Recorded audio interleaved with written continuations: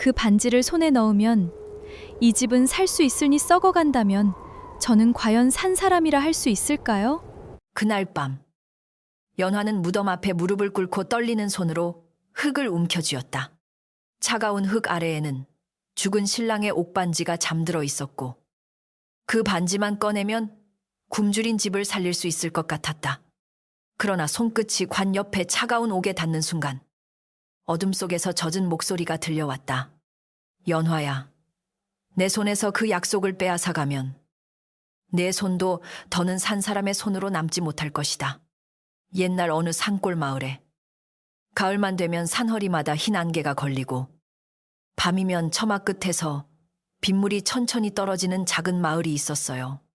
그 마을은 큰 길에서 멀리 떨어져 있어 장날이 아니면 낯선 발소리도 드물었고 사람들은 서로의 밤냄새와 기침 소리까지 알고 지냈어요.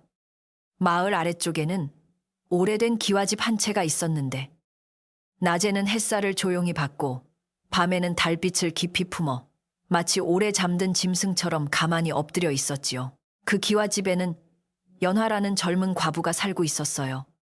연화는 혼례를 올린 지 석 달도 채 되지 않아 신랑을 잃었고 붉은 혼례 비단의 빛이 채 바래기도 전에 흰 옷을 입고 앞마당을 오가게 되었지요. 마을 사람들은 연화를 볼 때마다 혀를 차며 안타까워했지만 연화는 누구 앞에서도 크게 울지 않았어요. 새벽이면 먼저 일어나 마당을 쓸고 우물물을 길어 부엌 항아리에 채우며 시부모가 깰 때까지 조용히 불씨를 살렸어요.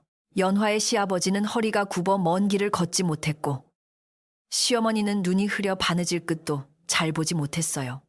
그래서 집안의 작고 큰 일은 대부분 연화의 손에 달려 있었지요.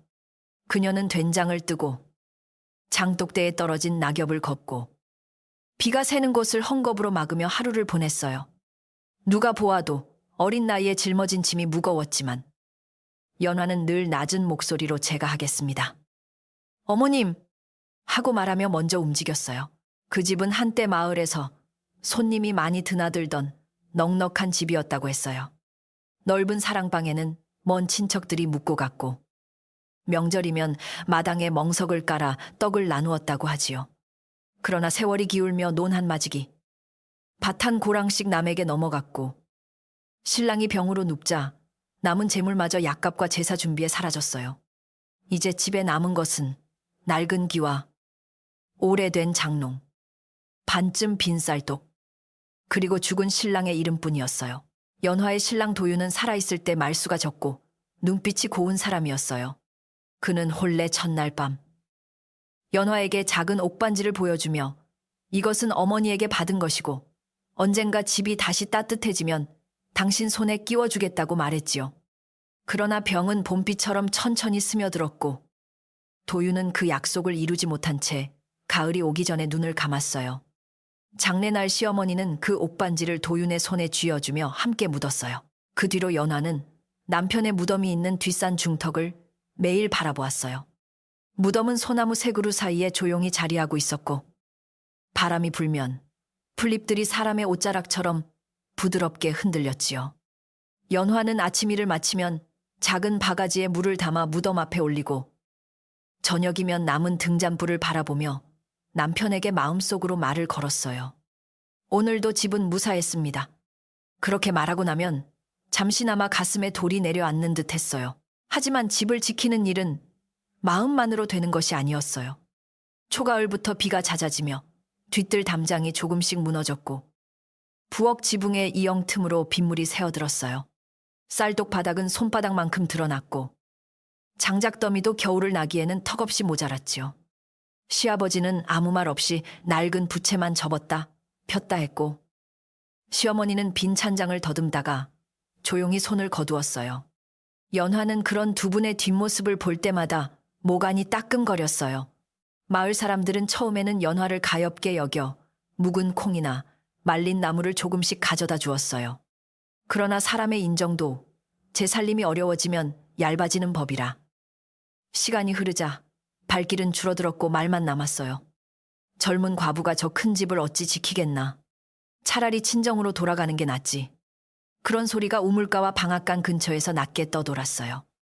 연화는 모른 척했지만 물동이를 이는 어깨가 날마다 조금씩 더 무거워졌지요. 연화에게 친정이 없는 것은 아니었어요. 산 너머 마을에 작은 집이 있었고 늙은 어머니가 홀로 살고 있었지요. 그러나 연화는 그곳으로 돌아갈 생각을 하지 않았어요. 도윤이 마지막 숨을 몰아쉬던 밤, 그녀의 손목을 잡고 어머니 아버지를 부탁하오 하고 아주 작게 말했기 때문이었어요. 그 말은 바람보다 약했지만 연화의 마음에는 모처럼 박혀 빠지지 않았어요. 그래서 그녀는 배가 고파도 먼저 숟가락을 놓지 않았고 몸이 아파도 먼저 누우려 하지 않았어요. 어느 날 저녁, 부엌 아궁이의 불빛이 낮게 흔들리고 있었어요. 연화는 보리쌀을 씻어 작은 솥에 넣고 물을 넉넉히 부었지요. 쌀보다 물이 많아 죽에 가까운 밥이 될 것이었지만 시어머니는 그것마저 아껴 먹으려 했어요. 연화가 조용히 국자로 솥 가장자리를 저을 때 시어머니가 문턱 너머에서 얘야, 너까지 굶어서는 안 된다 하고 말했어요. 연화는 고개를 숙인 채 웃으려 했지만 입술 끝이 떨려 제대로 웃지 못했어요. 그 밤 연화는 잠이 오지 않아 사랑방 앞 한마루에 앉았어요. 비는 그쳤지만 기와 끝에서 떨어지는 물방울 소리가 아직 남아 있었고 마당 한가운데 고인물에는 흐린 달이 깨져 보였어요. 연화는 두 손을 무릎 위에 올려놓고 오래 바라보았지요. 그녀의 손가락은 가늘고 휘었지만 장작을 패고 물을 기른 탓에 마디마다 작은 상처가 나 있었어요. 문득 그녀는 도윤이 말했던 옥반지를 떠올렸고 그 기억은 차가운 물처럼 마음속으로 스며들었어요. 처음에는 그저 그리움이었어요. 도윤의 손에 쥐어 묻힌 반지. 혼례 첫날 희미한 등불 아래에서 옥빛을 내던 작은 물건. 아직 연화의 손에 한 번도 제대로 끼워지지 못한 약속이었지요. 그러나 다음 생각은 그리움보다 더 무겁고 어두웠어요. 저 반지를 팔면 겨울 장작을 살 수 있을까? 무너진 담장을 고칠 수 있을까? 시부모에게 따뜻한 죽이라도 더 끓여드릴 수 있을까? 연화는 그 생각을 떠올린 자신이 무서워 숨을 멈추었어요. 그녀는 곧 두 손으로 얼굴을 감쌌어요. 죽은 이의 무덤을 떠올리며 물건 값을 세마는 마음이 너무 부끄러웠기 때문이었지요. 연화는 낫게 아니야. 그럴 수는 없어. 하고 중얼거렸어요. 하지만 배고픈 집의 밤은 사람을 쉽게 놓아주지 않았어요. 빈 쌀떡 소리, 새는 지붕 소리, 시어머니의 마른 기침 소리, 시아버지가 뒤척이는 소리가 한데 섞여 연화의 마음을 조여왔어요. 그녀는 쳇마루에서 일어나 방으로 들어갔지만 잠은 멀리 달아난 뒤였어요. 다음 날 아침, 마을 위쪽 소나무 숲에는 짙은 안개가 걸려 있었어요. 연화는 무덤에 올릴 물을 바가지에 담아 산길을 올랐지요.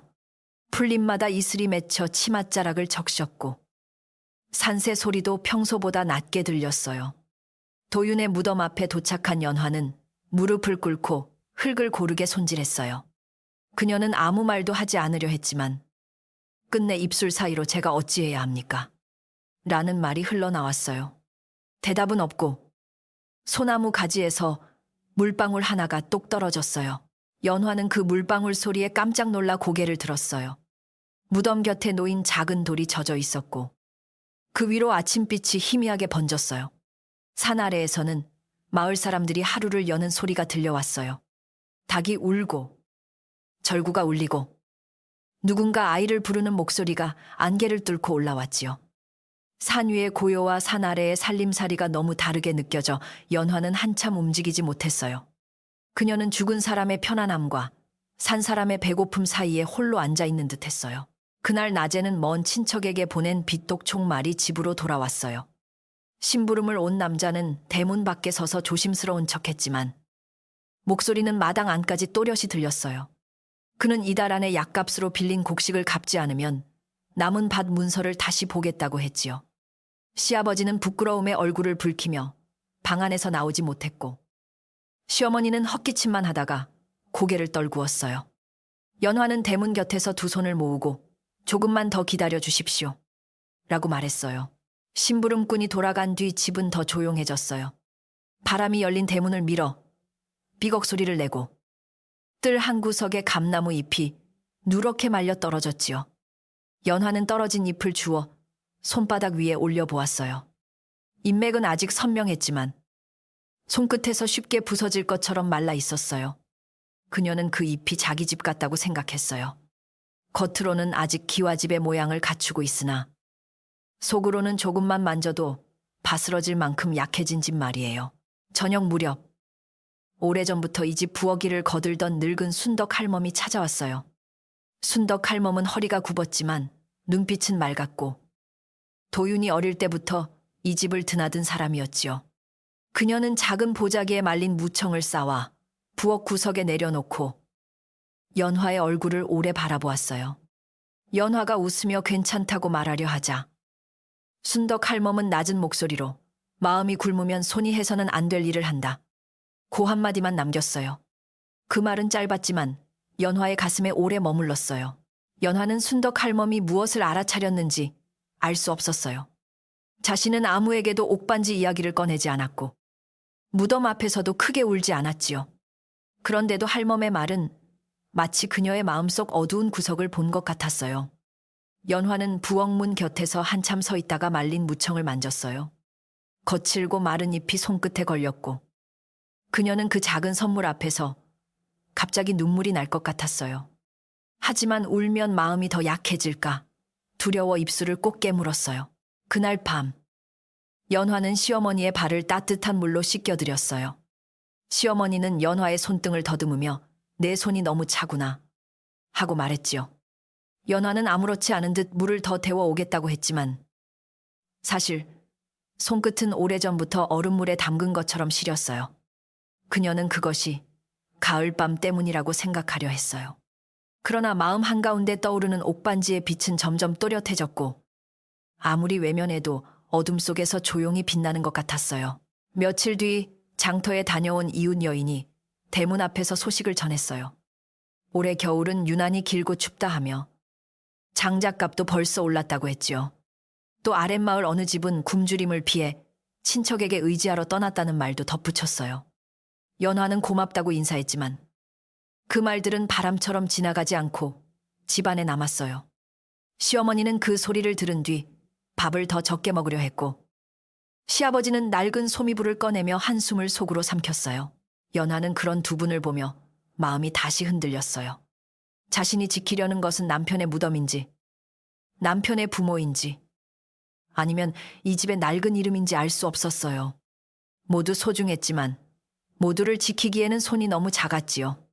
밤이 되자 그녀는 장롱 밑에 넣어둔 홀레대의 비단 조각을 꺼내보았어요. 붉은 빛은 아직 곱게 남아있었고 그 위에 도윤의 손길이 닿았던 기억도 선명했어요. 연화는 비단을 품에 안고 오래도록 숨을 죽였어요. 그때 사랑방 쪽에서 아주 작은 소리가 들린 듯 했어요. 처음에는 바람이 문틈을 지나는 소리라 여겼어요. 그러나 다시 귀를 기울이자 누군가 마른 목으로 이름을 부르는 것 같은 기척이 있었지요. 연화는 자리에서 일어나 문을 열었어요. 사랑방은 비어 있었고 도윤이 쓰던 낮은 책상 위에는 먼지만 얇게 내려앉아 있었어요. 그녀는 등잔을 들고 방 안을 둘러보다가 문득 자신의 마음이 너무 허해 빈 방의 침묵까지 목소리로 듣는다고 생각했어요. 연화는 조용히 방 안으로 들어가 책상 앞에 앉았어요. 도윤이 살아있을 때 읽던 낡은 책 한 권이 아직 그대로 놓여 있었고 그 옆에는 붓 한 자루가 말라붙은 채 남아 있었어요. 그녀는 붓을 만지지 못하고 손만 거두었어요. 죽은 사람의 물건은 이상하게 가볍게 보이면서도 손을 대면 마음이 무너질 것 같았지요. 연화는 방 한가운데 앉아 당신이 계셨다면 제가 이렇게 흔들리지는 않았을까요? 하고 작게 속삭였어요. 사랑방 밖에서는 달빛이 마당을 은은하게 적시고 있었어요. 우물가의 두레박은 바람에 살짝 흔들렸고 장독대 뒤편의 그림자는 길게 누워 있었지요. 연화는 그 평온한 풍경을 보며 오히려 더 서러웠어요. 세상은 남편이 죽은 뒤에도 아무 일 없다는 듯 흘러가고 달은 여전히 둥글고 밤 공기는 여전히 차가웠어요. 오직 그녀의 마음만이 한 곳에서 멈춘 채 무덤 속 옥반지와 빈 쌀독 사이를 끝없이 오가고 있었어요. 새벽이 가까워질 무렵 연화는 끝내 잠을 이루지 못하고 부엌으로 나갔어요. 아궁이 속재를 해치자 어젯밤의 작은 불씨가 아직 붉게 살아 있었지요. 그녀는 가느다란 나뭇가지를 넣어 불을 살리며 한참 바라보았어요. 불은 처음에는 약했지만 마른 가지를 만나자 천천히 커졌어요. 연화는 그 불빛 속에서 자신의 마음도 그렇게 커져버릴까 두려웠어요. 처음에는 작은 생각이었지만 살기 위해서라는 말이 붙으면 어느새 해서는 안 될 일도 그럴듯해지는 법이었어요. 해가 뜨기 전 연화는 마당을 쓸었어요. 빗물에 젖은 흙 냄새와 아침 안개가 섞여 집안은 낯설 만큼 고요했어요. 시부모는 아직 잠들어 있었고 마을도 하루를 열기 전이었지요. 빗자루가 마당을 스치는 소리만 일정하게 이어졌어요. 연화는 쓸고 또 쓸다가 뒷산 쪽을 바라보았어요. 소나무 세 그루가 안개 너머로 희미하게 보였고 그 아래 어디엔가 도윤이 옥반지를 쥔 채 잠들어 있을 것이었어요. 연화는 빗자루 자루를 두 손으로 꼭 잡았어요. 마음속에서 한 목소리는 절대 안 된다고 했고 다른 목소리는 이대로 겨울이 오면 모두가 더 힘들어진다고 속삭였어요. 그녀는 자신이 나쁜 사람이 되고 싶은 것이 아니라고, 다만 이 집을 버리고 싶지 않을 뿐이라고 스스로에게 말했어요. 그러나 그런 말들이 아무리 부드러워도 무덤에 흙을 파헤치는 생각을 깨끗하게 만들지는 못했지요. 연화는 고개를 숙이고 오래 서 있었어요. 그날 아침 밥상에는 묽은 보리죽과 소금에 절인 무 한 조각이 올랐어요. 시아버지는 숟가락을 들고도 한동안 먹지 못했고 시어머니는 연화의 그릇을 보며 자기 그릇에 죽을 덜어주려 했어요. 연화는 급히 손을 막으며 어머님, 저는 괜찮습니다. 하고 웃었지만 그 웃음은 너무 얇아 금방이라도 찢어질 것 같았어요. 세 사람은 서로를 걱정하느라 제목조차 편히 먹지 못했고 부엌의 따뜻한 김만 조용히 천장으로 올라갔어요. 식사가 끝난 뒤 연화는 빈 그릇을 씻으러 우물가로 갔어요. 차가운 물에 손을 담그자 손끝이 저리도록 시렸어요. 그녀는 그릇 가장자리를 문지르다가 물속에 비친 자기 얼굴을 보았지요. 아직 젊은 얼굴이었지만 눈 밑에는 잠 못 이룬 그늘이 깊었고 입술은 말라 있었어요. 물결이 흔들리자 얼굴도 함께 일그러졌어요. 연화는 그 모습이 낯설어 고개를 돌렸지만 마음속에는 이미 옥반지의 푸른 빛이 우물물처럼 번지고 있었어요. 그날 저녁 연화는 남편의 무덤에 갈 물을 준비하며 한참 망설였어요. 바가지에 물을 담고 작은 보자기에 마른 떡 한 조각을 싸 넣었지요. 그것은 제사도 아니고 잔치도 아니었지만 그녀가 줄 수 있는 가장 조용한 인사였어요. 산길에 오르기 전 순덕 할멈의 말이 다시 떠올랐어요.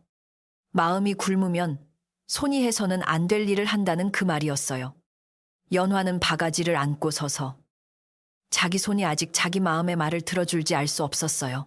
뒷산길은 저녁 안개로 젖어 있었어요.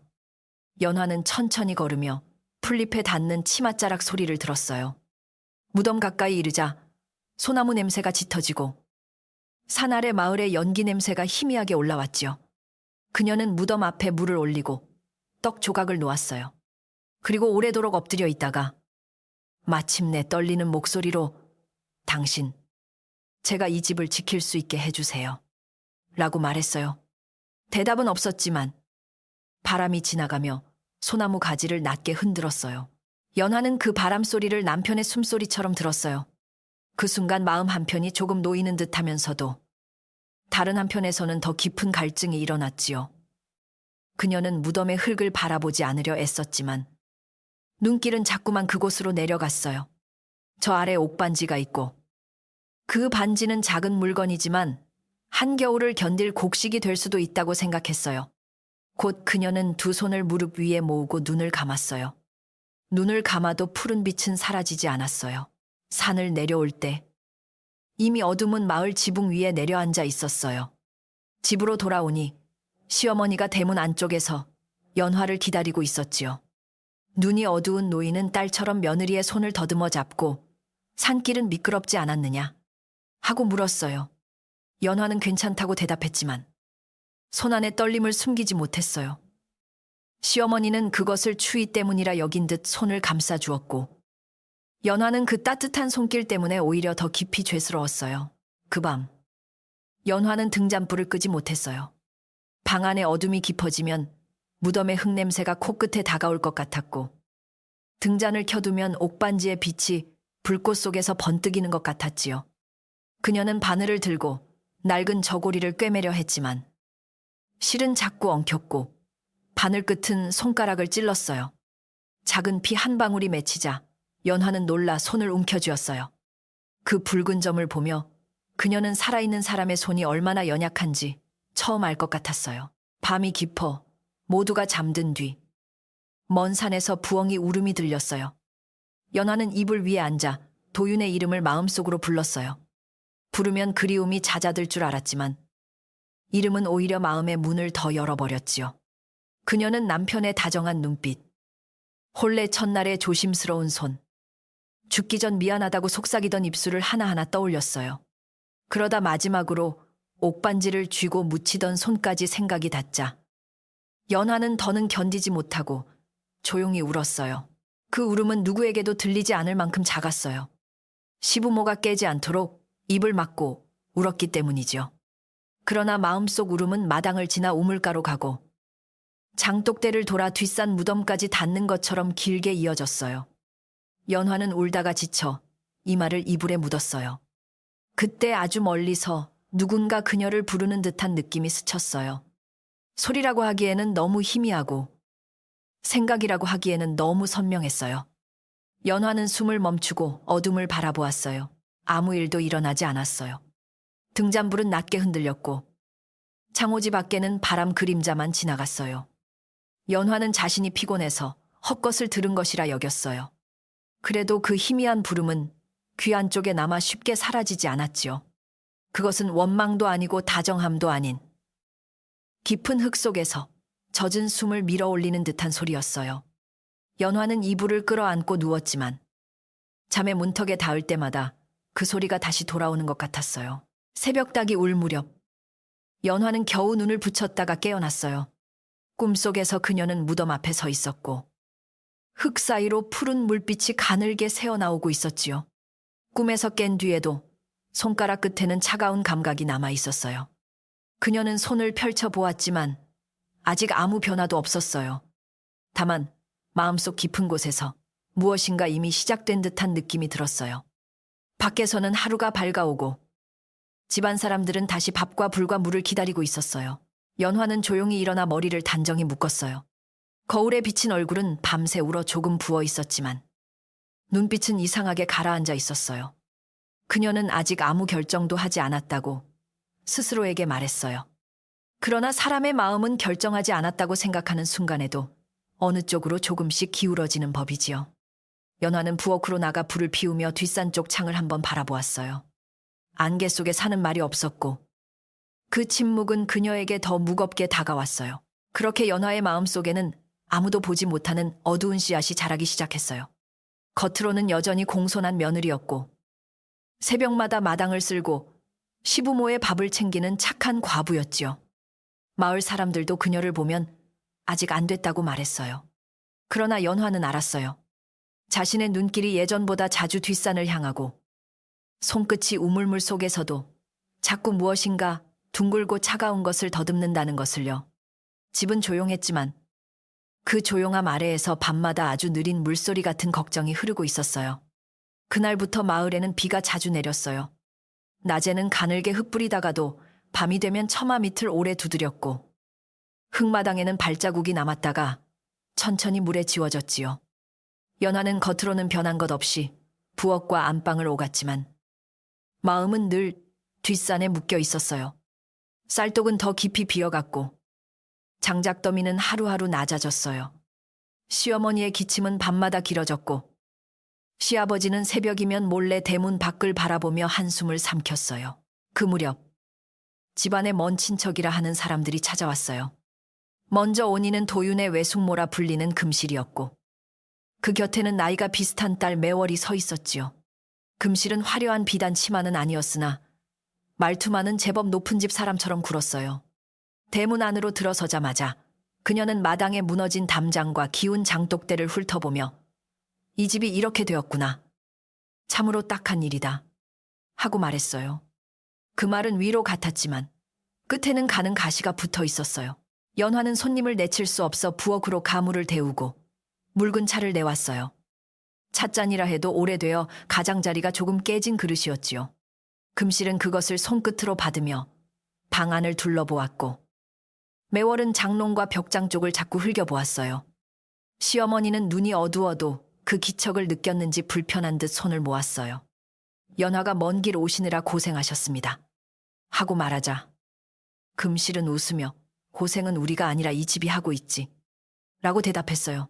금실과 매월은 며칠만 머물겠다 했지만 그들의 보따리는 짧은 머친이라 하기에는 제법 컸어요.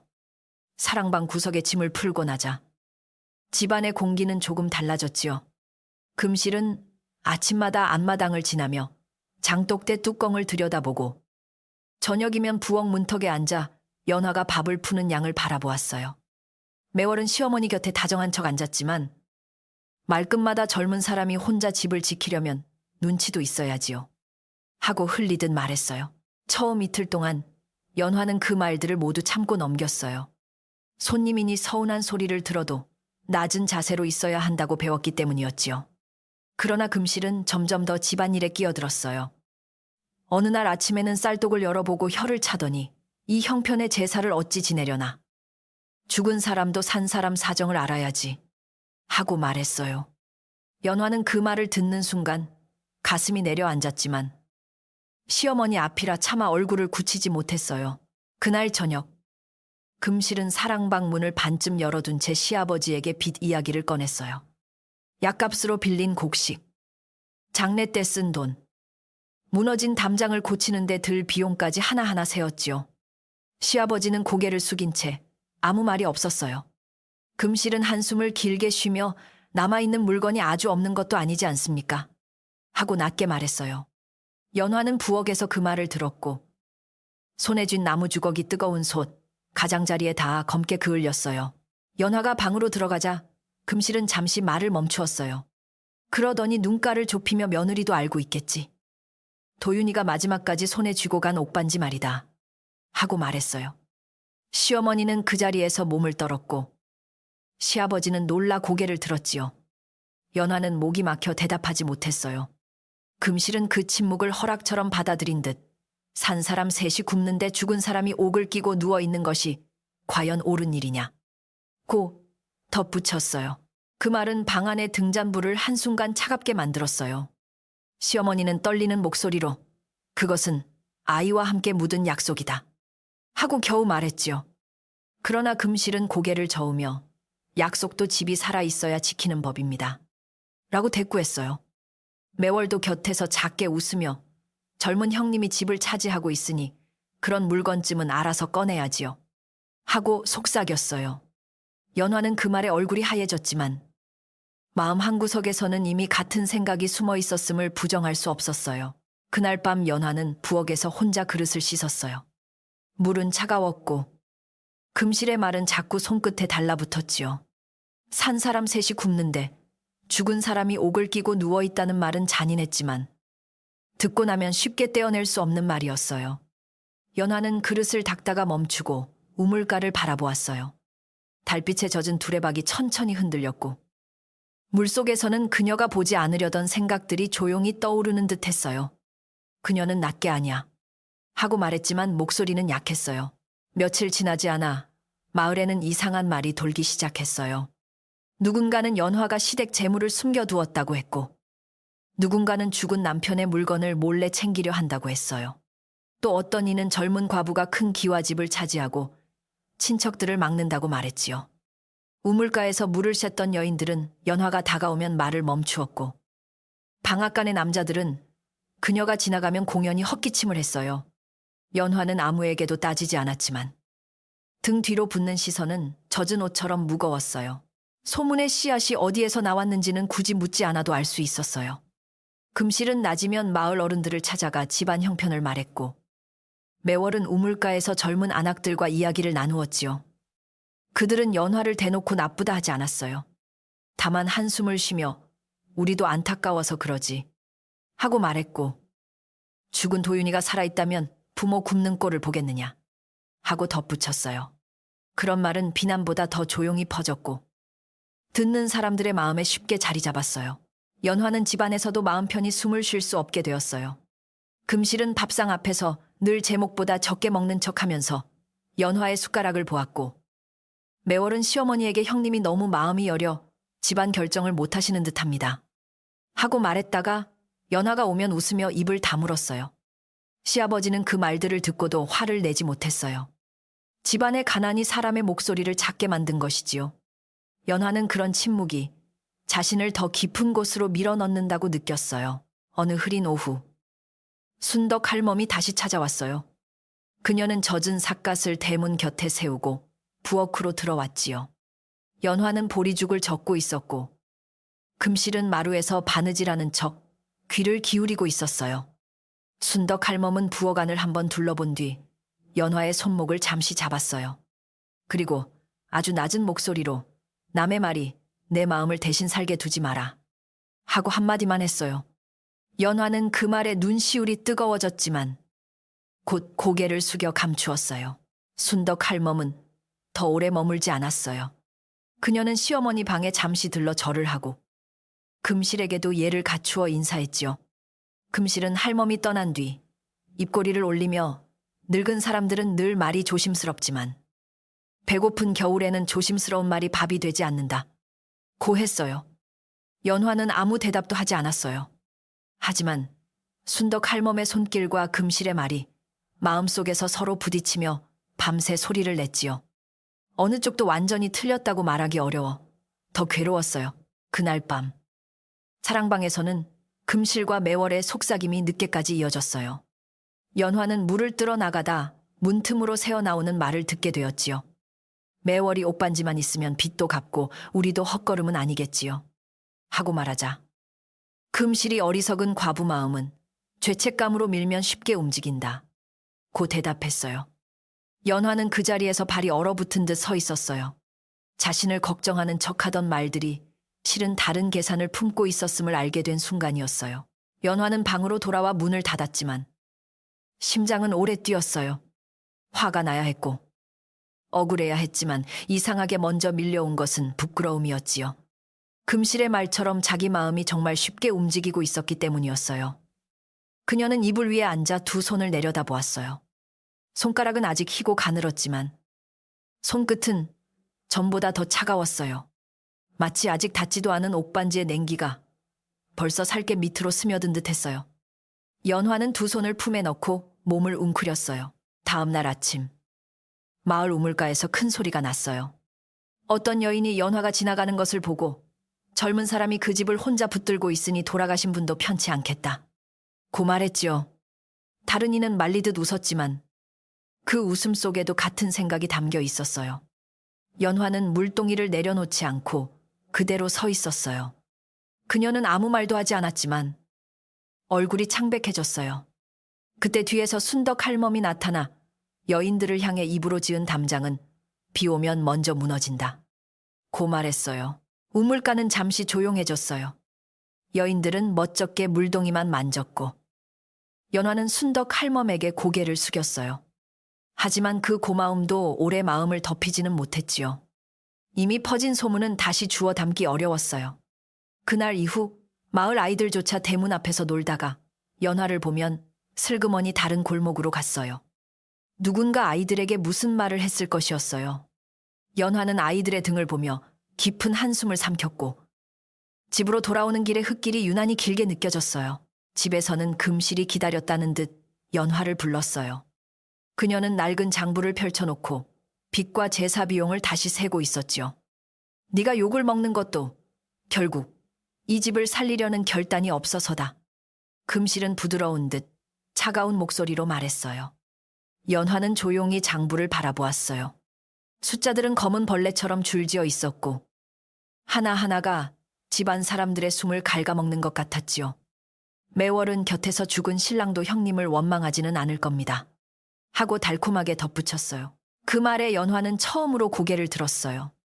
정말 원망하지 않으실까요?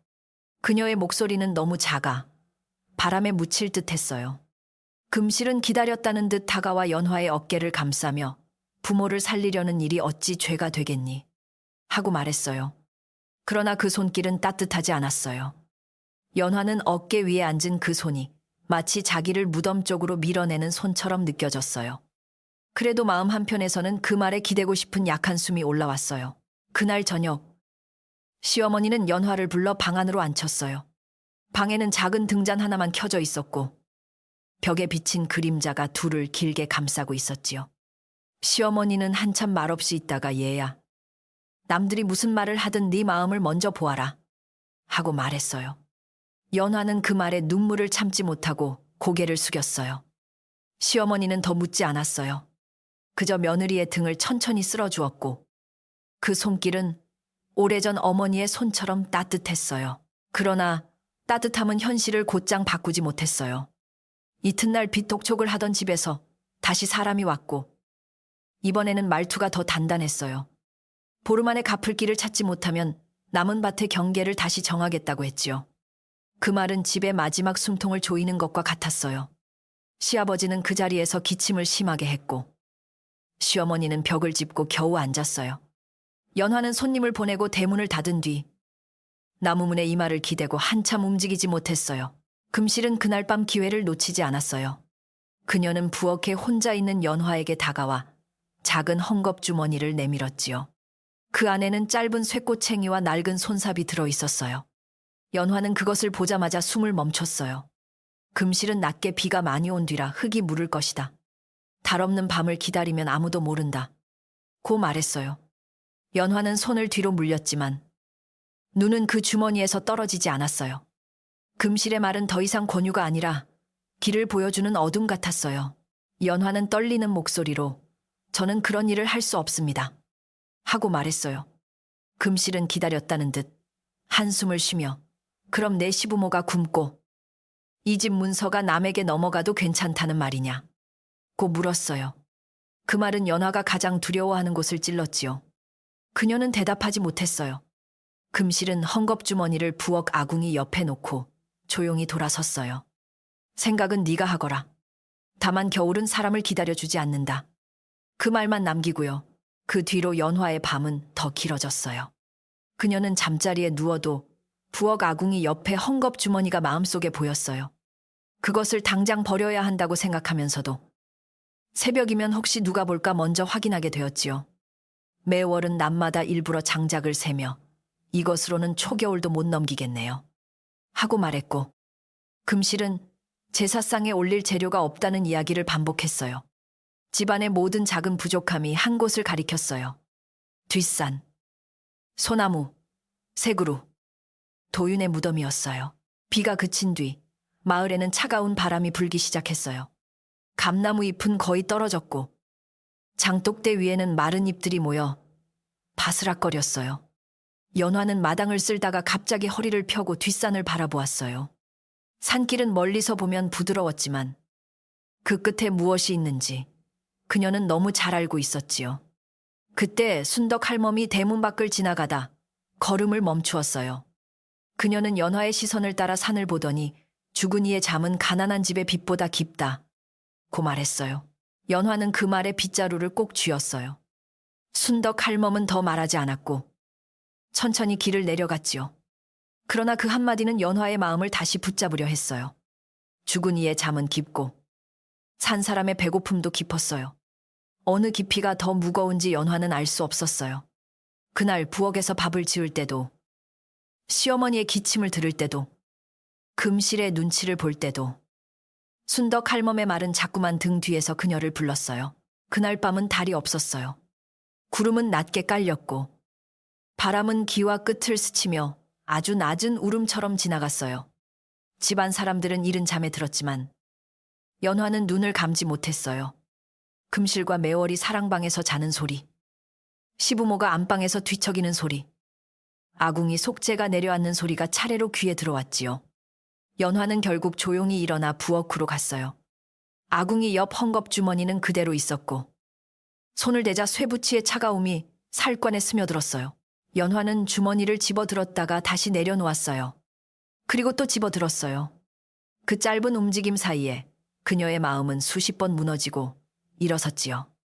그녀는 집을 위해서다 하고 속삭였어요.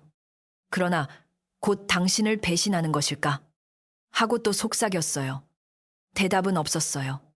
밖에서는 바람이 대문을 밀어 삐걱 소리를 냈고 그 소리가 마치 누군가 산길에서 기다리며 문을 여는 소리처럼 들렸어요. 연화는 두 손으로 주머니를 감싸 쥐고 오래 서 있었어요.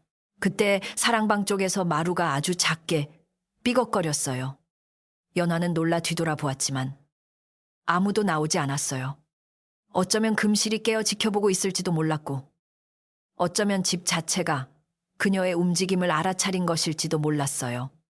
연화는 주머니를 품속에 넣지 못하고 다시 아궁이 곁에 밀어 넣었어요. 그리고 맨손으로 부엌문을 닫았지요. 손가락 끝은 이미 푸른 새벽처럼 차가웠어요. 그녀는 방으로 돌아가면서도 뒤돌아보았고, 어둠 속의 부엌은 조용히 입을 다문 채 그녀를 바라보는 듯 했어요.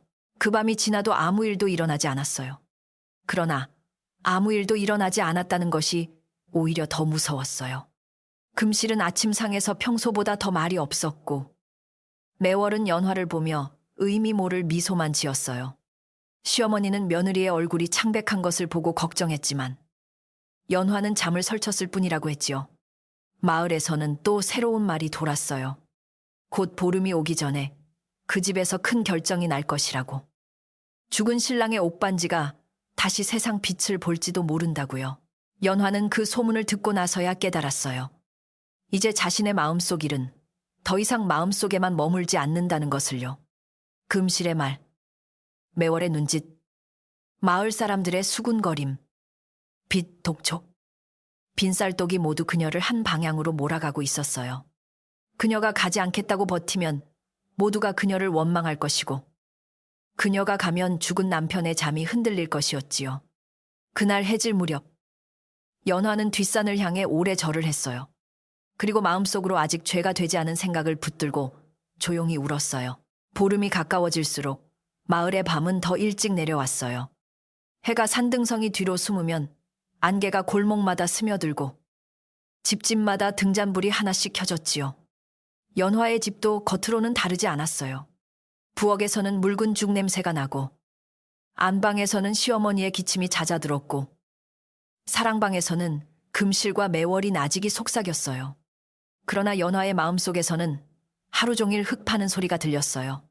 아직 삽을 들지도 않았는데 이미 무덤 앞에 선 것처럼 발밑이 축축했어요. 그날 밤은 비가 오지 않았지만 땅은 며칠 동안 머금은 물기로 무르게 젖어 있었어요. 구름은 달을 가렸고 산길은 검은 천을 깔아놓은 듯 조용했지요. 연화는 모두가 잠든 뒤 아주 천천히 일어났어요. 문고리를 잡은 손이 떨렸고 옷깃이 마른 갈대처럼 바스락거렸어요. 그녀는 부엌으로 가아궁이 옆에 숨겨둔 헝겊 주머니를 꺼냈어요. 안에는 손삽과 쇠꼬챙이가 차갑게 누워 있었고, 그 차가움은 손바닥을 지나 가슴까지 들어왔어요. 연화는 문 밖으로 나가기 전 안방 쪽을 오래 바라보았어요. 시아버지는 깊이 잠들지 못해 가끔 마른 기침을 했고, 시어머니는 잠결에도 며느리 이름을 부르는 듯 낮게 중얼거렸지요. 그 소리를 들으니 연화는 그대로 주저앉고 싶었어요. 그러나 금실이 낮에 했던 말과 빈쌀독의 바닥, 빛 독촉하던 사람의 눈빛이 한꺼번에 떠올랐어요. 그녀는 죄가 된다면 제가 받겠습니다 하고 입술 안쪽으로만 말한 뒤 조용히 대문을 열고 밖으로 나갔어요. 마을길은 숨을 죽인 듯 고요했어요. 개 짖는 소리도 없었고 먼 집의 등잔불도 대부분 꺼져 있었지요. 연화는 치맛자락을 끌어안고 뒷산으로 향했어요. 발이 진흙에 빠질 때마다 작은 소리가 났고 그 소리 하나하나가 마을 사람들을 깨울까 두려웠어요. 산길에 들어서자 소나무 냄새와 젖은 흙 냄새가 더욱 짙어졌어요. 바람은 거의 없었지만 나뭇잎은 누군가 지나가는 것처럼 가끔 스쳤고, 연화는 그때마다 뒤를 돌아보았어요. 아무도 없었어요. 도윤의 무덤은 소나무 세 그루 사이에서 검은 덩어리처럼 보였어요. 낮에는 부드럽던 봉분이 밤에는 낯선 사람의 등처럼 차갑고 크게 느껴졌지요. 연화는 무덤 앞에 서자마자 무릎이 풀려 한참 앉아 있었어요. 그녀는 손삽을 꺼내지 못하고 두 손을 모아 절부터 했어요. 여보, 제가 잘못된 길로 온 것을 압니다. 하지만 이 집을 버릴 수가 없습니다. 목소리는 너무 작아 풀벌레 소리에도 묻힐 듯 했지만 그 말이 끝나자 산이 더 조용해졌어요.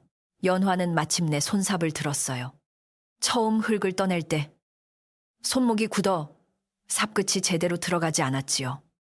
두 번째, 세 번째가 되자 젖은 흙은 생각보다 쉽게 갈라졌어요. 그 쉬움이 오히려 연화를 더 두렵게 했어요. 죽은 사람의 잠이 이렇게 쉽게 흐트러지는가 싶었기 때문이에요. 그녀는 흙을 한 줌씩 옆에 모으며 울지 않으려 했어요. 하지만 흙 속에서 오래 묵은 차가운 냄새가 올라오자 눈물이 저절로 뺨을 타고 흘렀어요.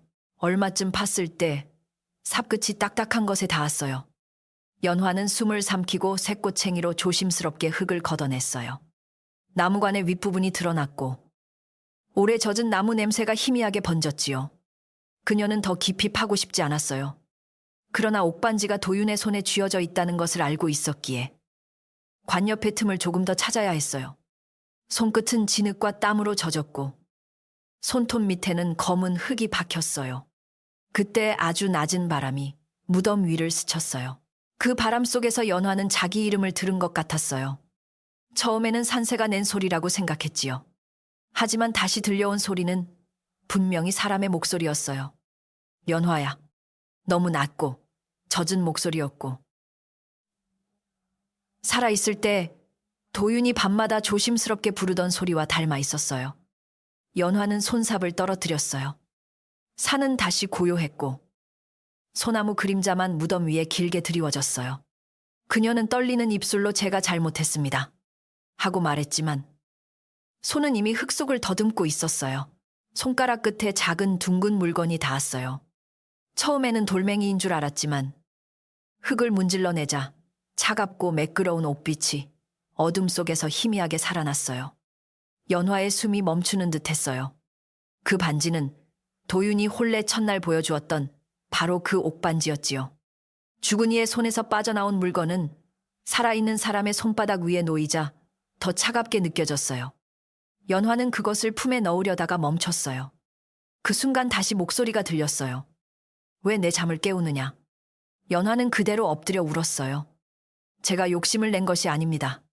부모님을 살리고 집을 지키려 했습니다. 그녀는 그렇게 말했지만 자기 말 안에 섞인 두려움과 변명을 스스로도 들을 수 있었지요. 목소리는 더 들리지 않았어요. 다만 소나무 가지에서 물방울이 하나 떨어져 연화의 손등을 때렸어요. 그녀는 서둘러 흙을 다시 덮었어요. 덮고 또 덮었지만 한번 열었던 흙은 이전처럼 고르게 돌아가진 않았어요. 그녀는 어둠 속에서 무덤의 모양을 손으로 다듬고 몇 번이나 절했어요. 집으로 돌아오는 산길은 올라올 때보다 훨씬 길게 느껴졌어요. 품속의 옥반지는 작은 물건인데도 돌덩이처럼 무거웠어요. 연화는 몇 번이나 멈춰서서 반지를 다시 무덤에 돌려놓으러 가고 싶었어요. 하지만 그때마다 빈 쌀독과 시부모의 얼굴이 떠올랐고 발은 다시 마을 쪽으로 내려갔지요. 대문 앞에 이르렀을 때 새벽 바람이 차게 불었어요. 연화는 문을 열기 전 뒤를 돌아보았어요. 뒷산은 안개에 가려 있었지만 누군가 그곳에서 그녀의 등을 바라보는 듯 했어요. 부엌에 들어온 연화는 아궁이 옆에 앉아 한참 숨을 골랐어요. 손삽과 쇠꼬챙이를 씻어 다시 헝겊주머니에 넣었고 품속의 옥반지는 마른 수건으로 닦았어요. 흙이 닦여나가자 옥빛은 어둠 속에서도 맑게 빛났지요. 그러나 그 빛은 따뜻하지 않았어요. 연화는 반지를 장롱 깊은 곳에 숨기려다가 차마 안방 가까이에 두지 못하고 부엌 벽 틈에 밀어 넣었어요. 그리고 손을 씻으려고 우물물을 떠왔지만 아무리 문질러도 손끝의 흙냄새는 사라지지 않았어요. 아침이 밝았을 때 연화의 얼굴은 종이처럼 희었어요. 금실은 밥상 앞에서 그녀를 유심히 보더니 아무 말 없이 미소만 지었어요. 매월도 눈치를 챈 듯 그릇을 내려놓으며 형님, 밤새 어디 편찮으셨습니까?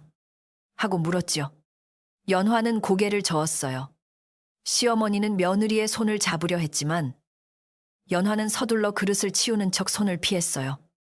이상하게도 오른손 약손가락 끝이 다른 손가락보다 더 차고 무거웠어요. 마치 누군가 보이지 않는 실로 그 손가락만 무덤에 묶어둔 것 같았어요. 그날 낮, 금실은 연화와 단둘이 있을 때 속삭였어요. 가져왔느냐? 연화는 대답하지 않았어요. 그 침묵만으로도 금실은 알았는지 눈빛을 번뜩였지요. 그녀는 곧장 반지를 보자고 했지만 연화는 아직 때가 아니라고 말했어요. 금실의 얼굴에는 잠깐 날카로운 그림자가 스쳤어요. 망설이다가는 빚쟁이가 먼저 온다. 그녀는 낮게 말했어요. 연화는 부엌 벽 쪽을 보지 않으려 애썼어요. 그곳에는 작은 옥반지가 숨겨져 있었고 숨겨진 물건은 오히려 온 집안을 차갑게 만들고 있었어요. 이튿날부터 이상한 일이 하나씩 일어났어요. 먼저 부엌의 등잔불이 바람도 없는데 자꾸 흔들렸어요. 연화가 아궁이에 불을 지필 때면 불길이 한쪽으로 눕고 솥뚜껑은 혼자 작게 달그락거렸지요. 밤이 되면 사랑방 문틈에서 젖은 흙냄새가 흘러나왔어요. 금실은 그것을 오래된 집 냄새라며 넘겼지만 시어머니는 얼굴을 굳혔어요. 도윤이가 아프던 날에도 이런 냄새가 났다. 그녀가 혼잣말처럼 말하자 연화는 들고 있던 그릇을 놓칠 뻔했어요. 연화의 손가락도 조금씩 변하기 시작했어요. 처음에는 오른손 약손가락 끝이 푸르스름하게 보였어요. 찬물에 오래 담근 탓이라 생각하고 헝겊으로 감았지만 푸른 빛은 사라지지 않았지요. 오히려 저녁이 되면 손톱 밑에서 짙은 물이 번지는 것처럼 색이 깊어졌어요. 통증은 심하지 않았어요. 다만 손가락 안쪽이 텅 빈 것처럼 시리고 가끔은 그 안에서 누군가 작은 돌을 굴리는 듯한 느낌이 났어요. 연화는 사람들 눈에 띄지 않게 손을 소매 속에 숨겼어요. 하지만 숨기는 일은 오래가지 못했어요.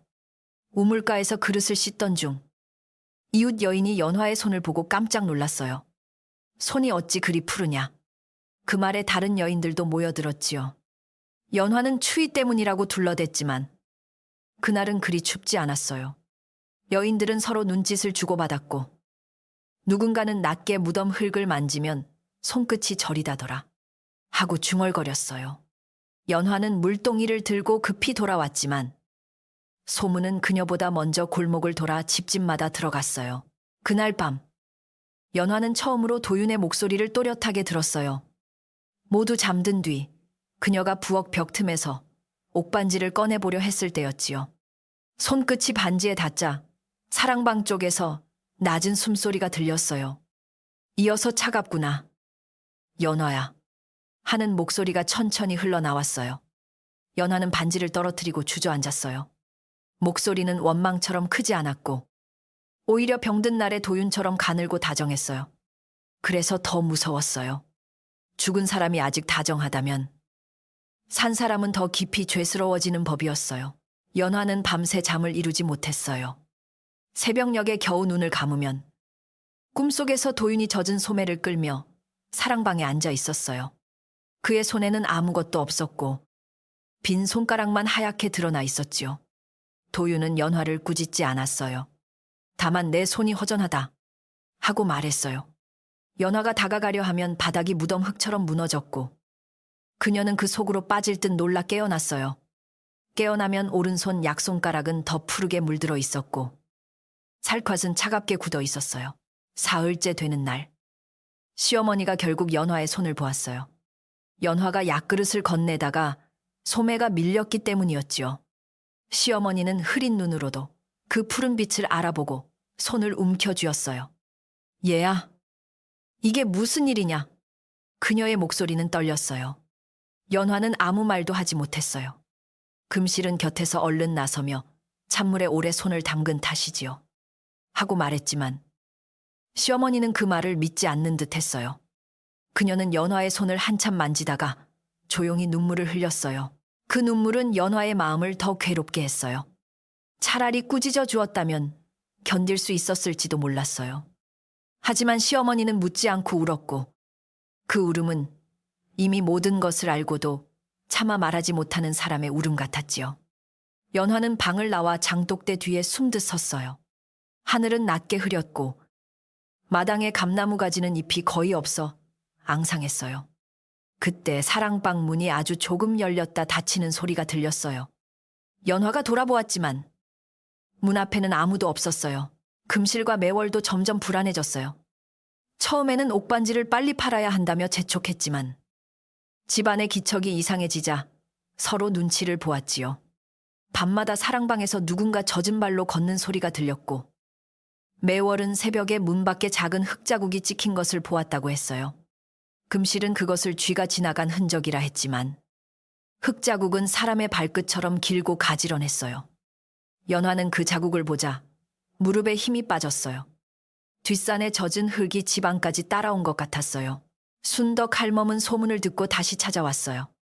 그녀는 연화의 손을 보더니 오래 말이 없었어요. 부엌에는 금실도 있었고 매월도 있었지만 할멈은 그들을 보지 않았어요. 그녀는 연화의 눈만 바라보다가 감춘 것이 사람을 살리는 법은 드물다 고 한마디 했어요. 그 말이 끝나자 금실은 불쾌한 얼굴로 헛기침을 했지만 순덕 할멈은 더 다투지 않았어요.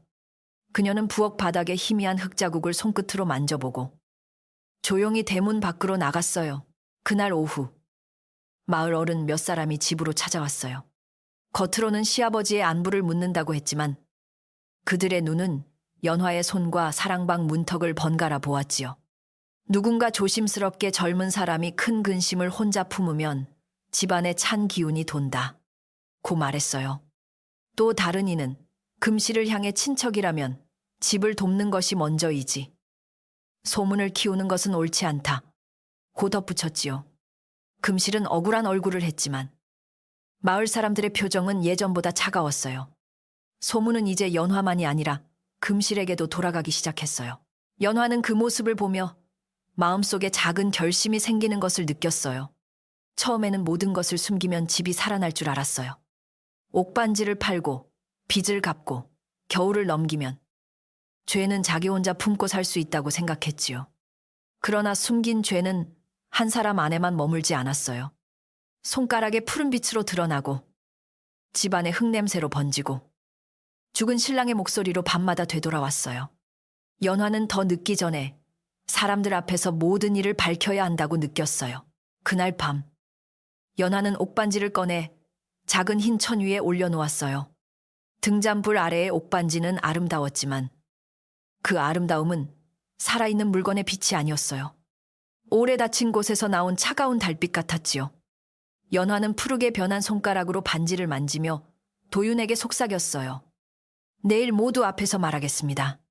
당신의 잠을 흔든 것도 내 마음이 흔들린 것도 숨기지 않겠습니다. 그 순간 사랑방 쪽에서 희미한 한숨이 들렸어요. 그것은 노여움인지 안도인지 알 수 없었어요. 연화는 새벽이 오기 전까지 준비를 했어요. 마당 한가운데 작은 상을 닦고 흰 천을 펴고 무덤에 다시 가져갈 물 한 그릇을 떠놓았지요. 시어머니가 잠에서 깨어 그녀를 보고 물었지만 연화는 조용히 오늘은 제가 해야 할 말이 있습니다. 라고만 대답했어요. 금실은 그 말을 듣고 얼굴빛이 변했어요. 매월은 어머니의 소매를 잡았고 시아버지는 지팡이를 짚고 천천히 일어났어요. 집안에는 아직 해가 뜨지 않았는데도 오랫동안 감춰둔 어둠이 마당으로 밀려 나오는 듯 했어요. 아침, 안개가 걷히기 시작하자 연화는 순덕 할멈에게 사람들을 불러달라고 부탁했어요. 할멈은 묻지 않고 고개를 끄덕였어요. 그녀는 나가기 전 연화의 푸른 손가락을 한번 보고 밝은 곳에 놓이면 썩은 마음도 마를 수 있다 고 말했어요. 연화는 그 말에 조용히 절했어요. 곧 마을 어른들과 이웃들이 대문 안으로 모일 것이고 금실과 매월도 더는 피할 수 없을 것이었어요. 연화는 흰 천 위에 놓인 옥반지를 바라보며 처음으로 도망치지 않겠다고 마음먹었어요. 아침 안개가 걷히자 연화의 집 대문 앞에는 사람들이 하나둘 모여들기 시작했어요. 처음에는 우물가에서 소문을 들은 여인들이 조심스럽게 들어왔고 뒤이어 마을 어른들과 장정 몇이 낮은 기침을 하며 마당가에 섰지요. 모두 큰 소리로 말하지 않았어요. 집안의 공기가 너무 차고 마당 한가운데 놓인 작은 상 위에 흰 천이 이상하게 눈에 띄었기 때문이에요. 연화는 그 상 곁에 무릎을 꿇고 앉아 있었고 오른손은 긴 소매 안에 감추고 있었어요. 시아버지는 지팡이를 짚고 안방 문턱에 앉았고 시어머니는 순덕 할멈의 부축을 받아 그 곁에 조용히 자리했어요. 금실은 사랑방 문 앞에서 굳은 얼굴로 서 있었고 매월은 어머니 뒤에 몸을 반쯤 숨겼지요. 마을 사람들은 그들의 얼굴을 번갈아 보며 숨을 죽였어요. 누가 먼저 말해야 할지 알 수 없는 고요가 오래 이어졌어요. 그때 순덕 할멈이 연화 곁에 물 한 그릇을 놓고 말은 늦어도 진실은 길을 잃지 않는다. 고 한마디 했어요. 연화는 그 말을 듣고 천천히 고개를 들었어요. 그녀의 얼굴은 밤새 울어 창백했지만 눈빛은 어제보다 맑았지요. 그녀는 먼저 시부모에게 깊이 절하고 이어 마당에 모인 사람들에게도 절했어요. 바람이 지나가며 흰 천의 가장자리를 살짝 흔들었고 그 아래 숨겨진 옥반지가 차가운 빛을 비추는 듯했어요. 연화는 떨리는 목소리로 제가 오늘 드릴 말은 제 부끄러움에 관한 일입니다. 하고 말했어요. 마당의 사람들은 더 가까이 다가오지 못한 채 귀를 기울였어요. 연화는 흰 천을 천천히 걷었어요. 그 아래에서 작은 옥반지가 드러났지요. 햇빛은 아직 약했지만 반지는 젖은 달빛처럼 푸르게 빛났어요. 그 빛을 본 순간 시어머니는 숨을 삼켰고 시아버지는 지팡이를 잡은 손을 떨었어요. 마을 사람들 사이에서도 낮은 탄식이 번졌어요.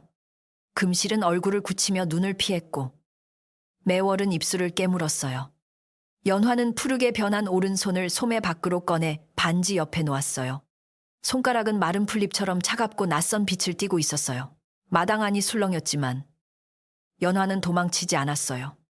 그녀는 고개를 숙인 채 비 내리던 밤에 자신이 남편의 무덤으로 갔고 손삽으로 흙을 파고 죽은 신랑의 손에서 옥반지를 빼냈다고 고백했어요. 목소리는 자주 끊겼지만 말은 숨지 않았죠.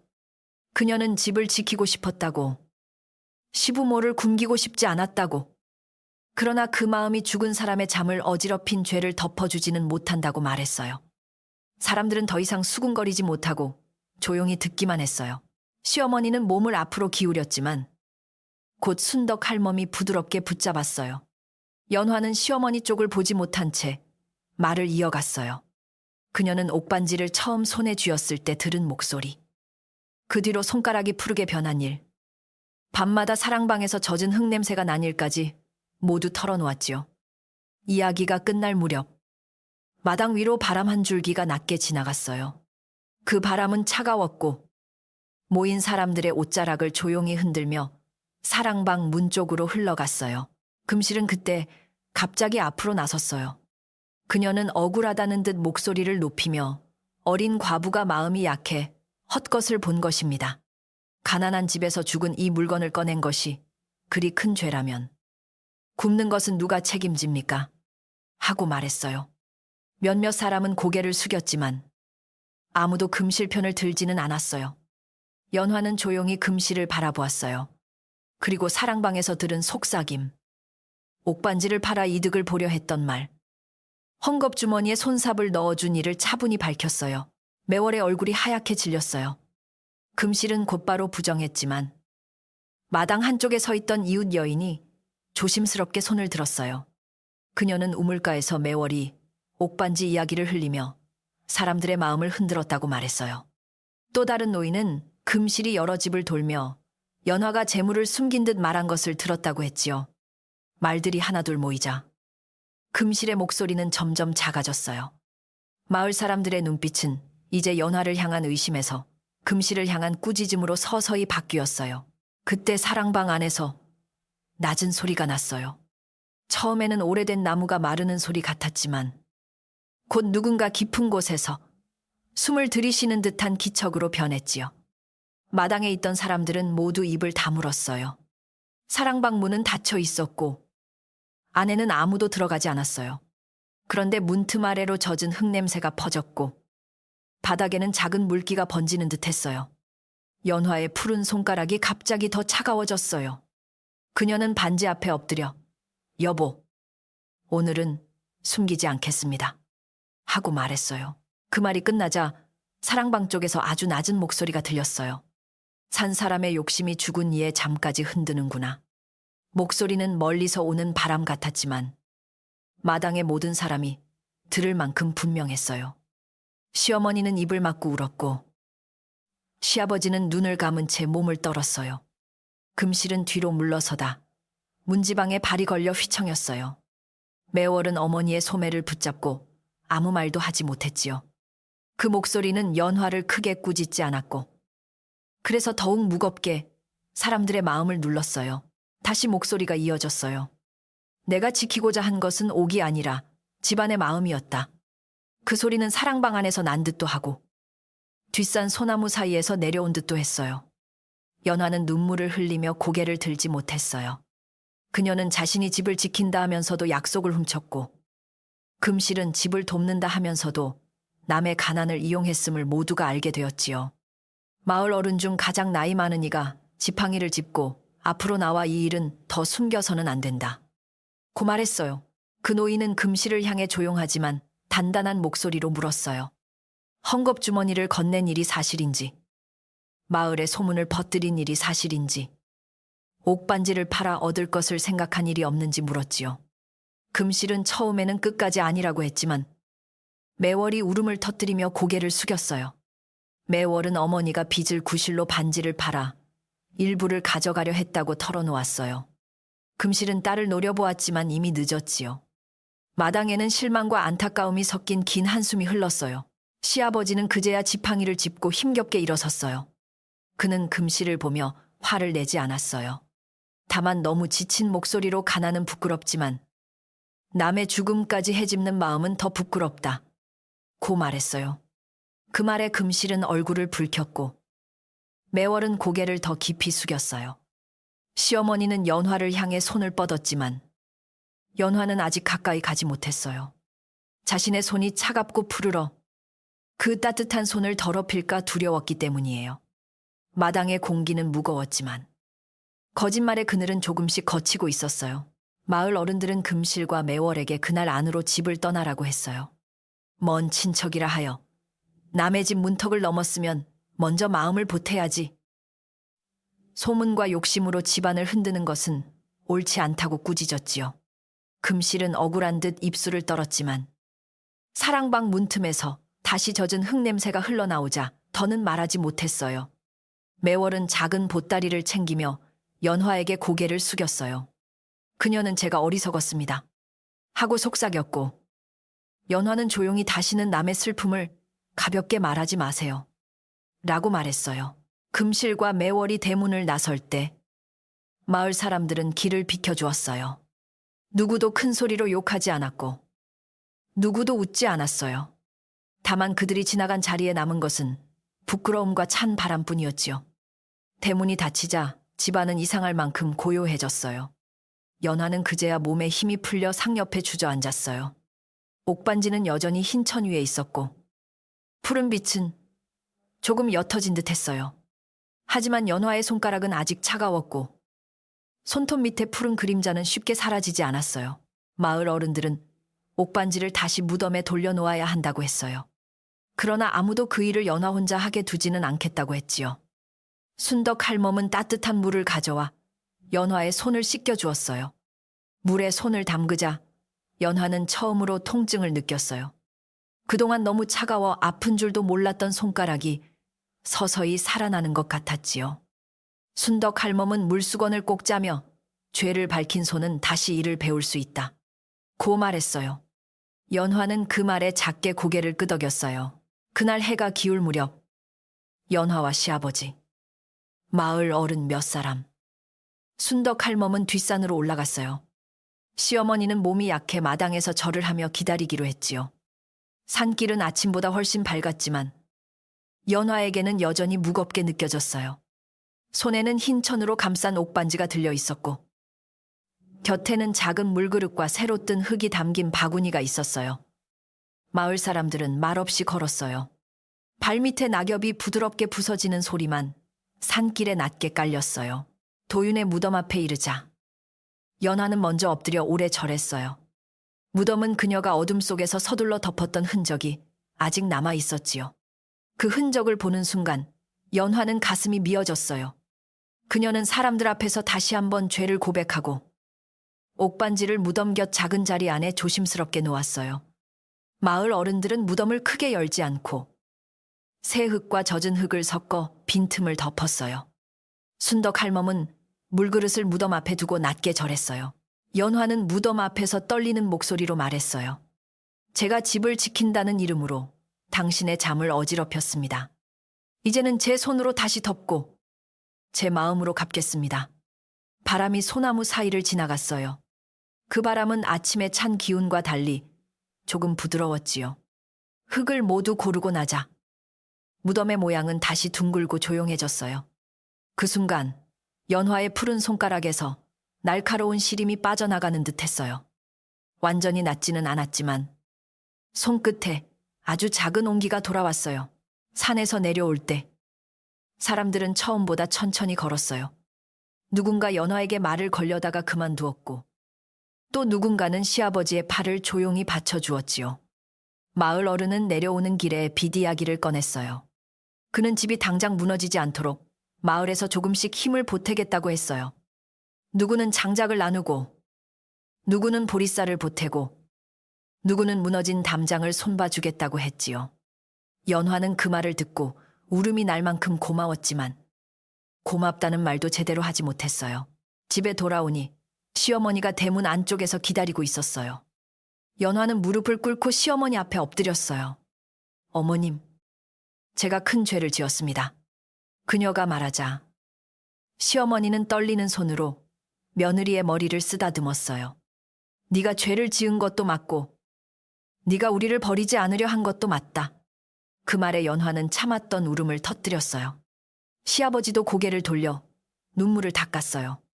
집안의 슬픔은 아직 끝나지 않았지만 서로를 향한 마음은 다시 길을 찾고 있었어요. 그날 저녁 순덕 할멈은 부엌에서 불을 지폈어요. 마을 여인 두 사람이 묵은 콩과 말린 나무를 가져왔고 한장정은 장작 몇 단을 마당 한쪽에 내려놓았지요. 연화는 울어서 붉어진 눈으로도 손을 쉬지 않았어요. 그녀는 푸른 손가락에 천을 감고 나무를 씻고 보리와 콩을 넣어 따뜻한 죽을 끓였어요. 솥에서 김이 오르자 집안에 오래 잊었던 밥 냄새가 번졌어요. 그 냄새는 귀신을 쫓는 소리보다 조용했지만 사람들의 마음을 더 깊이 달래주었어요. 마당에 모였던 사람들은 어둠이 깊기 전에 하나둘 돌아갔어요. 돌아가며 누구는 연화에게 미안하다고 했고 누구는 말을 함부로 옮긴 것을 부끄러워했어요. 연화는 모두에게 고개를 숙였어요. 그녀도 잘못했고 사람들도 잘못했으며 가난한 집의 소문은 모두의 입을 거치며 더 날카로워졌다는 것을 알았기 때문이에요. 대문이 닫힌 뒤 집안은 비로소 조용해졌어요. 하지만 그 조용함은 이전처럼 숨 막히는 고요가 아니라 긴 울음 뒤에 찾아오는 지친 평온에 가까웠어요. 밤이 되자 사랑방 문이 처음으로 스스로 흔들리지 않았어요. 젖은 흙냄새도 더 이상 짙게 나지 않았고 등잔불은 바람 없는 방에서 반듯하게 서 있었지요. 연화는 따뜻한 죽 한 그릇을 시부모 앞에 놓고 자신도 작은 그릇을 들었어요. 시아버지는 오랜만에 숟가락을 천천히 입에 가져갔고 시어머니는 연화의 손을 바라보다가 아무 말 없이 자기 그릇에 나물을 조금 덜어주었어요. 연화는 이번에는 사양하지 않았어요. 그 작은 나물 한 젓가락이 용서처럼 느껴졌기 때문이에요. 식사가 끝난 뒤 연화는 마당을 쓸었어요. 밤 공기는 차가웠지만 하늘에는 구름 사이로 별이 조금 보였어요. 장독대 뒤에는 아직 마른 잎이 쌓여 있었고 우물가 두레박은 조용히 매달려 있었지요. 연화는 빗자루질을 하다가 오른손 약손가락을 바라보았어요. 푸른 빛은 아직 남아 있었지만 그 끝에 아주 희미한 붉은 기운이 돌아오고 있었어요. 그녀는 그 손가락을 가슴 가까이 모으고 더는 숨기지 않겠다고 마음속으로 다짐했어요. 잠들기 전 연화는 사랑방 앞에 작은 등잔을 놓았어요. 도윤이 쓰던 책상 위에 먼지를 닦고 마른 붓을 가지런히 눕혔지요. 그녀는 방 안으로 깊이 들어가지 않고 문턱에 앉아 낮게 말했어요. 이제 당신 물건을 팔아 집을 지키려 하지 않겠습니다. 대신 제가 살아있는 손으로 매일 조금씩 고치겠습니다. 방 안은 고요했어요. 그러나 그 고요는 더 이상 젖은 무덤의 침묵처럼 무섭지 않았어요. 마치 누군가 먼 곳에서 숨을 고르고 다시 잠드는 듯한 평안이 깃들어 있었어요. 그날 밤 집은 오래간만에 사람 사는 집처럼 따뜻했어요. 부엌 아궁이에는 작은 불씨가 남아 있었고 안방에서는 시어머니의 기침 소리가 조금 잦아들었어요. 시아버지는 지팡이를 머리맡에 두고 깊은 잠에 들었고 순덕 할멈이 놓고 간 물수건은 아직 미지근했지요. 연화는 이불을 펴고 누웠지만 바로 잠들지 않았어요. 그녀는 자신의 잘못이 하루 만에 사라지지 않는다는 것을 알았어요. 다만 이제는 그 잘못을 감추지 않고 집안의 따뜻한 일들로 천천히 갚아가야 한다는 것도 알았어요. 새벽 가까운 시간, 연화는 아주 희미한 꿈을 꾸었어요. 꿈속에서 도윤의 무덤 위에는 흰 안개가 부드럽게 내려앉아 있었고 소나무 세 그루가 바람에 천천히 흔들렸어요. 도윤은 보이지 않았지만 멀리서 낮은 목소리가 한 번 들렸어요. 집을 지켜라. 그러나 마음을 먼저 지켜라. 연화는 꿈속에서 눈물을 흘리며 고개를 끄덕였어요. 깨어났을 때 방 안에는 새벽빛이 흐르고 있었고 푸른 손가락의 시림은 어제보다 조금 덜했어요. 집은 아직 가난했지만 이제 더는 거짓말의 밤에 갇혀 있지 않았어요. 사흘이 지나자 연화의 집 마당에는 전보다 조금 더 밝은 빛이 들기 시작했어요. 무너졌던 담장 아래에는 마을 장정들이 새 흙을 다져 놓았고 장독대 옆에는 이웃 여인들이 가져온 마른 나물이 가지런히 걸렸지요. 집은 여전히 낡았고 기와 사이로 바람은 드나들었지만 그 바람이 더는 사람의 목덜미를 차갑게 물지는 않았어요.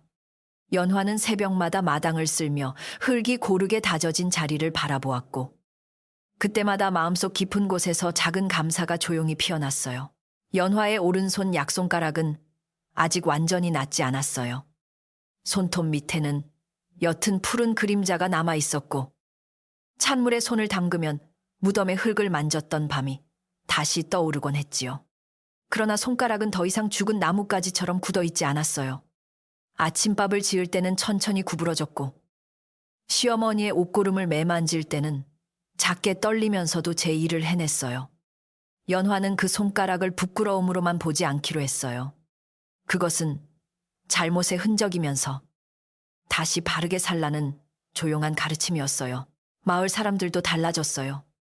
전에는 우물가에서 연화를 보면 말을 멈추던 여인들이 이제는 먼저 물동이를 받쳐주었고 방앗간 앞을 지나던 노인들은 고개를 끄덕이며 인사를 건넸지요. 누구도 지난 소문을 크게 꺼내지는 않았지만 작은 행동마다 미안함이 묻어 있었어요. 한 여인은 새벽에 몰래 보리한 되를 대문 안에 두고 갔고 다른 이는 겨울에 덮으라며 낡았지만 깨끗한 소미불을 가져왔어요. 연화는 받을 때마다 두 손을 모아 절했지만 마음 한편은 무거웠어요. 그 무거움은 원망이 아니라 조심스러움이었어요. 사람들이 도와준다고 해서 자신이 저지른 일이 사라지는 것은 아니었고 사람들이 미안해한다고 해서 그들의 말이 모두 없었던 일이 되는 것도 아니었지요. 연화는 그것을 알았기에 더 낮은 마음으로 하루를 살았어요. 새벽에는 먼저 일어나 우물물을 길었고 낮에는 시아버지 약 다릴물을 준비했으며 저녁에는 시어머니의 손발을 따뜻한 물로 씻겨드렸어요. 몸은 고되었지만 마음속의 바람은 예전보다 덜 흔들렸어요. 시아버지는 조금씩 기운을 되찾았어요. 깊은 한숨만 쉬던 그는 어느 날부터 마당가에 앉아 낡은 집신을 고치기 시작했지요. 손놀림은 느렸지만 그는 스스로 할 수 있는 일을 다시 찾은 사람처럼 눈빛이 맑아졌어요. 연화가 곁에 앉아 짚을 꺼내면 그는 한참 말없이 손을 움직이다가 네가 집을 붙든 덕에 내가 다시 손을 쓰는구나 하고 낮게 말했어요. 연화는 그 말에 눈물이 날 뻔했지만 고개를 숙이며 아버님께서 계셔서 제가 버틴 것입니다 라고 대답했어요. 시어머니도 며느리를 바라보는 눈빛이 달라졌어요. 전에는 연화가 너무 어린 나이에 큰 짐을 진 것이 안쓰러워 차마 오래 보지 못했지요. 이제는 흐린 눈으로도 며느리의 움직임을 따라가며 자주 불렀어요. 얘야, 오늘은 네가 먼저 한 숟가락 떠라. 그런 말 한마디가 연화에게는 큰 위로였어요. 연화는 예전처럼 사양하려다가도 시어머니의 마음을 다시 거절하는 일이 될까 조심스레 숟가락을 들었어요. 세 사람의 밥상은 아직 가난했지만 서로가 서로를 굶기지 않으려는 마음만은 넉넉했어요. 순덕 할멈은 거의 매일 들렀어요. 그녀는 특별한 선물을 들고 오지 않아도 마당 한가운데 서 있기만 해도 집안의 기운이 조금 단단해지는 사람이었지요. 어느 날 할멈은 연화가 장독대 곁에서 손가락을 감싸쥐고 있는 것을 보았어요. 그녀는 가까이 와서 오래된 천조각으로 손을 따뜻하게 감싸주며 상처는 숨기면 맺고 돌보면 살이 오른다 고 말했어요. 연화는 그 말이 손가락뿐 아니라 자기 마음에도 하는 말임을 알았어요. 그래서 조용히 고개를 끄덕였지요. 금실과 매월의 소식은 한동안 들리지 않았어요. 누군가는 그들이 먼 장터 쪽 친척 집으로 갔다고 했고, 누군가는 길에서 크게 부끄러워하며 말없이 떠났다고 했지요. 연화는 그들의 이름을 들을 때마다 마음이 편치 않았어요. 자신을 부추기고 소문을 낸 사람들임은 분명했지만 그들도 결국 욕심과 두려움에 밀린 사람들이라는 생각이 들었어요. 그렇다고 그들의 잘못이 가벼워지는 것은 아니었어요.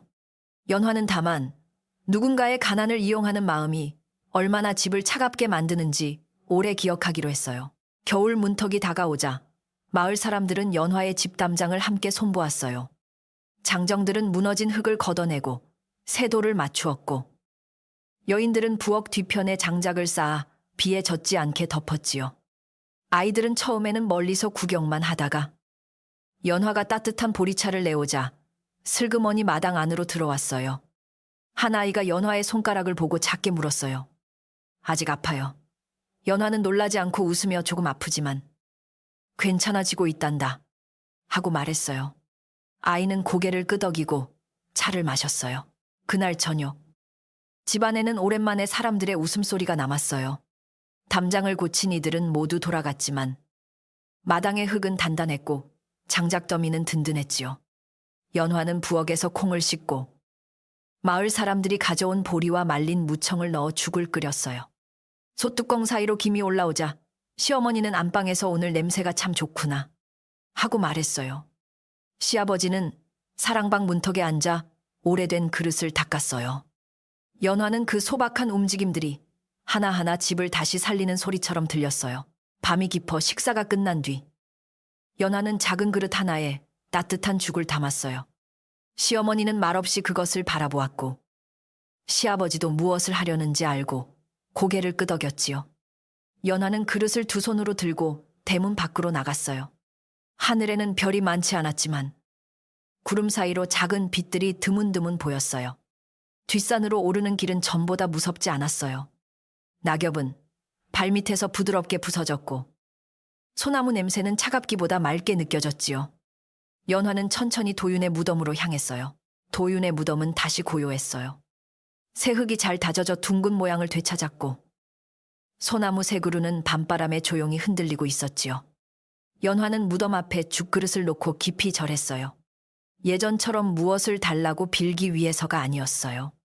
그저 오늘 집에 따뜻한 김이 올랐고 시부모가 한 그릇씩 비웠으며 마을 사람들이 담장을 함께 고쳤다는 것을 전하고 싶었어요. 그녀는 낮은 목소리로 당신의 집이 아직 서 있습니다 라고 말했어요. 바람은 천천히 지나갔고 무덤 위에 풀잎이 부드럽게 흔들렸어요. 연화는 한참 동안 무덤 곁에 앉아 있었어요. 예전에는 그곳에 오면 미안함과 두려움이 먼저 밀려왔지만 그날은 슬픔 안에 작은 평안이 섞여 있었지요. 그녀는 도윤이 살아있을 때 웃던 얼굴을 떠올렸어요. 병든 날의 창백한 얼굴이 아니라 혼례 첫날 수줍게 옥반지를 보여주던 젊은 남편의 얼굴이었어요. 연화는 손가락을 펼쳐보았어요. 푸른 빛은 아직 남았지만 밤 공기 속에서도 손끝은 완전히 얼지 않았어요. 그녀는 그것만으로도 감사하다고 생각했어요. 그 뒤로 연화는 매달 한 번씩 도윤의 무덤을 찾았어요. 값비싼 재물을 올리지는 못했지만 집에서 지은 따뜻한 음식, 한 숟가락과 맑은 물 한 그릇을 가져갔지요. 그녀는 무덤 앞에서 오래 울지 않았어요. 대신 그달에 있었던 일을 조용히 말했어요. 담장 옆에 새로 심은 파가 뿌리를 내렸다는 일, 시아버지가 집신 세 켤레를 고쳤다는 일, 시어머니가 낮에 햇볕을 쬐다 잠깐 웃었다는 일들을 전했지요. 죽은 이에게 산 사람의 평범한 소식을 들려주는 것이 연화가 찾은 새로운 예였어요. 마을 사람들은 시간이 지날수록 연화를 다르게 불렀어요. 처음에는 불쌍한 과부라 했고 한때는 의심스러운 며느리라 수군거렸지만 이제는 집을 다시 일으키는 사람이라 말했지요. 그러나 연화는 그 말에 취하지 않았어요. 칭찬도 소문처럼 쉽게 바뀔 수 있다는 것을 이미 알았기 때문이에요. 그녀는 사람들이 좋게 말해도 조용히 고개만 숙였고 나쁘게 말했던 날을 떠올리며 마음을 높이지 않았어요. 그 낮은 태도 때문에 사람들은 오히려 그녀를 더 믿게 되었어요. 어느 날 늦가을 장날. 빚을 독촉하던 집에 사람이 다시 찾아왔어요. 전처럼 대문 밖에서 큰 소리를 내지는 않았지요. 그는 마을 어른들이 조금씩 보태준 곡식과 시아버지가 고친 집신, 연화가 말려둔 나무를 보고 난 뒤 태도가 누그러졌어요. 당장 모든 빚을 갚을 수는 없었지만 조금씩 갚겠다는 약속이 마을 사람들 앞에서 정해졌어요. 연화는 문서에 손도장을 찍지 않았지만 대신 두 손을 모아 깊이 절했어요. 그날 이후 집은 남에게 넘어갈 걱정에서 조금 벗어났어요. 겨울 첫눈이 내리던 날, 연화의 집 부엌에는 작은 잔치가 열렸어요. 큰 잔치는 아니었어요. 마을 사람들이 담장 고친 일을 마무리하고 시아버지가 새로 만든 집신 몇 켤레를 이웃에게 나눠준 날이었지요. 순덕 할멈은 늙은 손으로 물을 썰었고 시어머니는 눈이 흐려도 콩을 골라주었어요. 연화는 보리와 콩, 무청을 넣어 걸쭉한 죽을 끓였고 작은 소태는 장국을 데웠어요. 눈은 처마 밖에서 조용히 내려앉고 부엌 안은 김과 사람의 숨결로 따뜻했어요. 그 식탁에는 화려한 음식이 없었어요. 그러나 사람들은 천천히 먹으며 오래 웃었어요. 누군가는 옛날 도윤이 아이였을 때 우물가에서 미끄러진 이야기를 했고 시아버지는 처음으로 작게 웃음을 터뜨렸지요. 시어머니는 웃다가 눈물을 닦았어요. 연화는 그 모습을 보며 마음이 저려왔어요.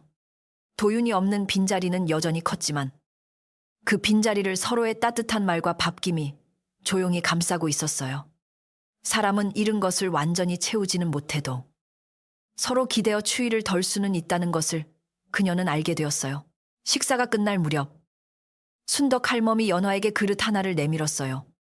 내 몫은 네가 덜어라. 할멈의 말은 짧았지만 연화에게는 아주 깊게 들렸어요. 그동안 그녀는 언제나 남의 그릇을 먼저 채우고 자기 몫은 뒤로 미루었지요.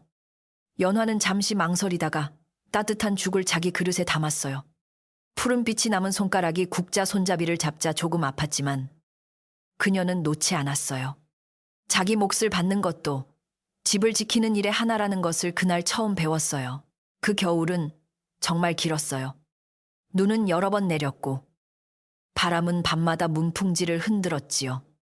그러나 연화의 집은 무너지지 않았어요.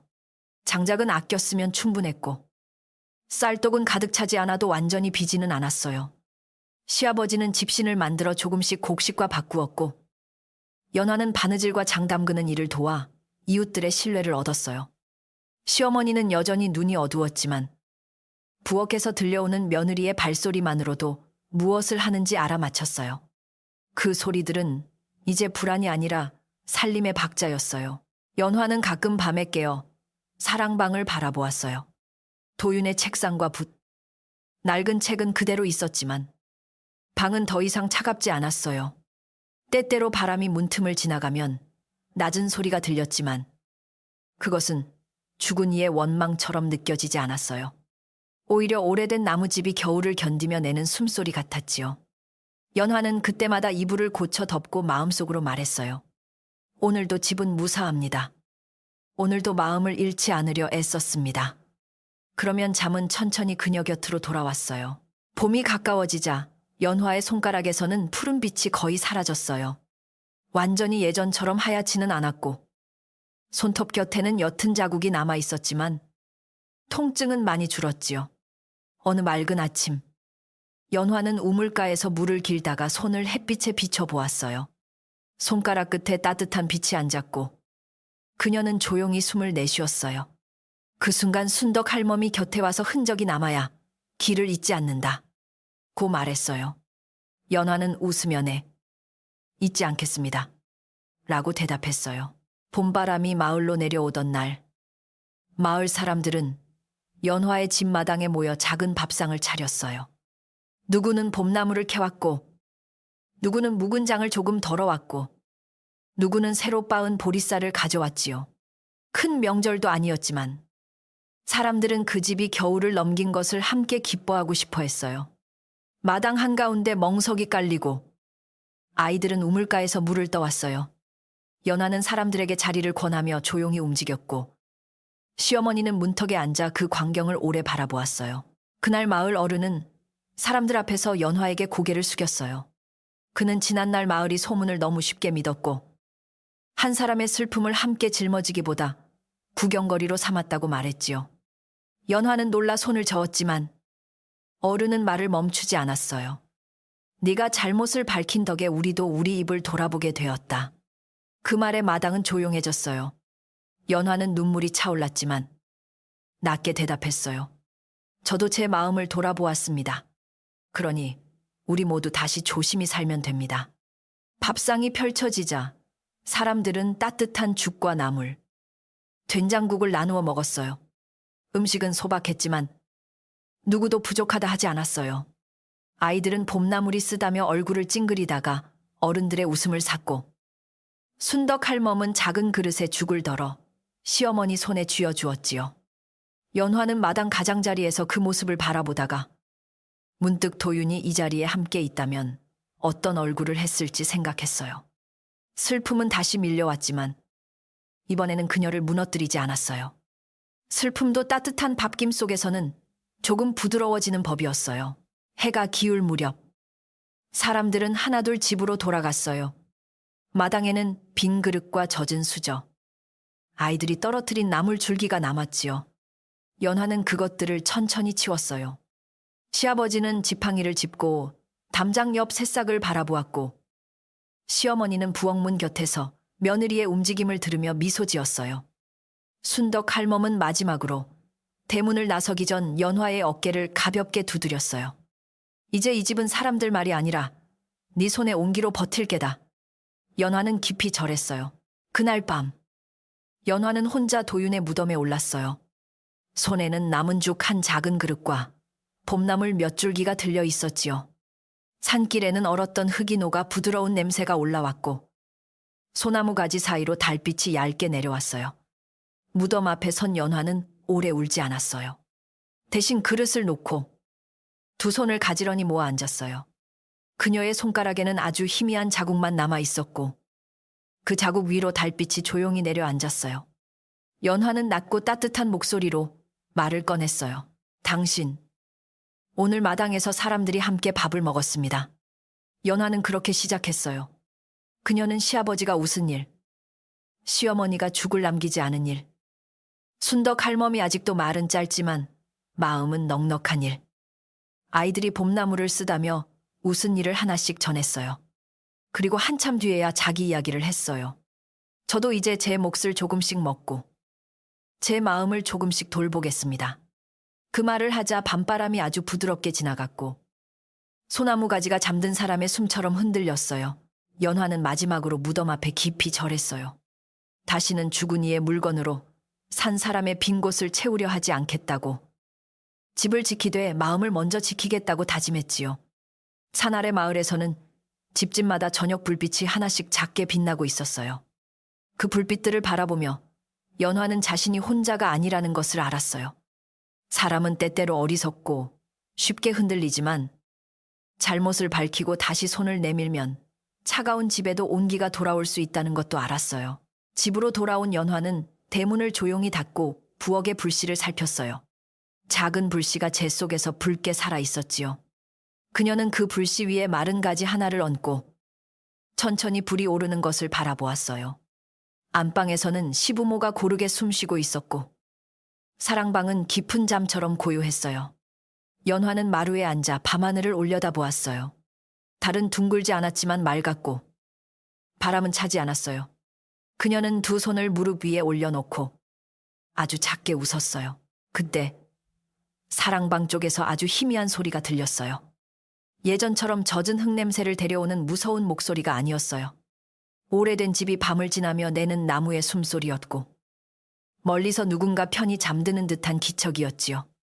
연화는 놀라지 않았어요. 그녀는 문턱 쪽을 향해 조용히 고개를 숙였어요. 그리고 오래 품고 있던 말을 이제는 두려움 없이 천천히 꺼냈어요. 이제는 편히 주무세요. 저도 편히 살겠습니다. 그 말 끝에 집안의 등잔불이 아주 부드럽게 흔들렸어요. 그 뒤로도 연화의 삶은 화려하지 않았어요. 그녀는 여전히 새벽마다 물을 했고 낮에는 밭 가장자리를 돌보고 저녁에는 시부모의 밥상을 차렸지요. 그러나 그 집에는 더 이상 숨겨진 옥반지에 차가운 빛이 없었어요. 대신 마당에는 아이들 발자국이 남고 부엌에는 밥 냄새가 돌고 장독대에는 햇빛이 오래 머물렀어요. 연화는 가끔 푸른 자국이 남은 손가락을 바라보며 그 밤을 떠올렸지만 이제는 고개를 떨구기보다 마음을 바로 세웠어요. 그렇게 산골 마을의 오래된 기와집은 다시 사람의 온기로 밤을 넘기게 되었어요. 그 겨울이 지나고 두 번째 봄이 찾아왔을 때 마을에는 한 가지 작은 이야기가 더 전해졌어요. 연화의 집 뒤뜰 장독대 곁에는 오래전부터 비어있던 작은 터가 있었는데 그곳은 햇빛이 잘 들지 않아 무엇을 심어도 오래 살지 못하던 자리였지요. 어느 날 새벽, 연화가 우물물을 길어 오다 보니 그 메마른 흙 위에 아주 작은 푸른 싹 하나가 올라와 있었어요. 누가 씨를 뿌린 것도 아니고 비가 특별히 많이 온 것도 아니었는데 그 싹은 마치 밤새 누군가 조심스레 흙을 밀어 올린 듯 고요히 서 있었어요. 연화는 그 싹을 뽑지 않았어요. 매일 아침 물을 조금씩 주고 낮에는 닭들이 밟지 않도록 작은 돌을 둘러주었지요. 시어머니는 흐린 눈으로 그 모습을 보며 무엇이 자라느냐 하고 물었고 연화는 웃으며 아직은 저도 모르겠습니다. 다만 살아보겠다고 올라온 것 같아 그냥 두려합니다. 하고 대답했어요. 순덕 할멈이 지나가다 그 싹을 보고는 잠시 허리를 굽혀 살피더니 사람이 모르는 씨앗도 제때가 되면 흙을 뚫는다. 고 말하고는 조용히 웃었지요. 며칠 뒤 그 싹은 작고 둥근 잎을 펼쳤어요. 잎빛은 이상하리만큼 맑은 옥빛을 띠고 있었지만 차갑지는 않았어요. 햇살을 받으면 은은하게 따뜻해 보였고 밤이 되면 장독대 그림자 사이에서 조용히 숨쉬는 듯 했지요. 마을 아이들은 그것을 보고 신기해했지만 연화는 누구에게도 특별한 풀이라고 말하지 않았어요. 다만 손가락에 남은 희미한 자국을 바라보며 세상에는 돌려보낸 물건이 다른 모습으로 마음을 위로하러 오는 일도 있을지 모른다고 생각했어요. 그해 여름, 연화의 집에는 처음으로 작은 웃음소리가 길게 머물렀어요. 시아버지가 고친 집신을 팔아 보리쌀을 조금 더 드렸고 시어머니는 장독대 곁에서 그 옥빈 잎을 쓰다듬으며 낮잠을 자곤 했지요. 어느 저녁 연화는 그 풀 곁에 앉아 남편에게 들려주듯 하루 일을 조용히 말했어요. 오늘은 어머님이 죽을 2그릇 드셨습니다. 아버님은 마당 끝까지 걸으셨습니다.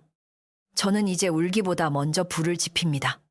그러자 바람이 지나가며 잎사귀가 아주 작게 흔들렸어요. 가을이 되자 그 풀에는 작은 흰 꽃이 피었어요. 꽃은 크지 않았지만 밤이 되면 은은한 향을 내어 부엌과 마루 사이를 부드럽게 채웠죠. 그 향은 무덤에 젖은 흙냄새와 달랐어요. 오래된 슬픔이 햇볕을 머금고 천천히 마른 뒤 남는 향기 같았어요. 연화는 꽃을 꺾지 않았고 그 앞에 비싼 재물을 놓지도 않았어요.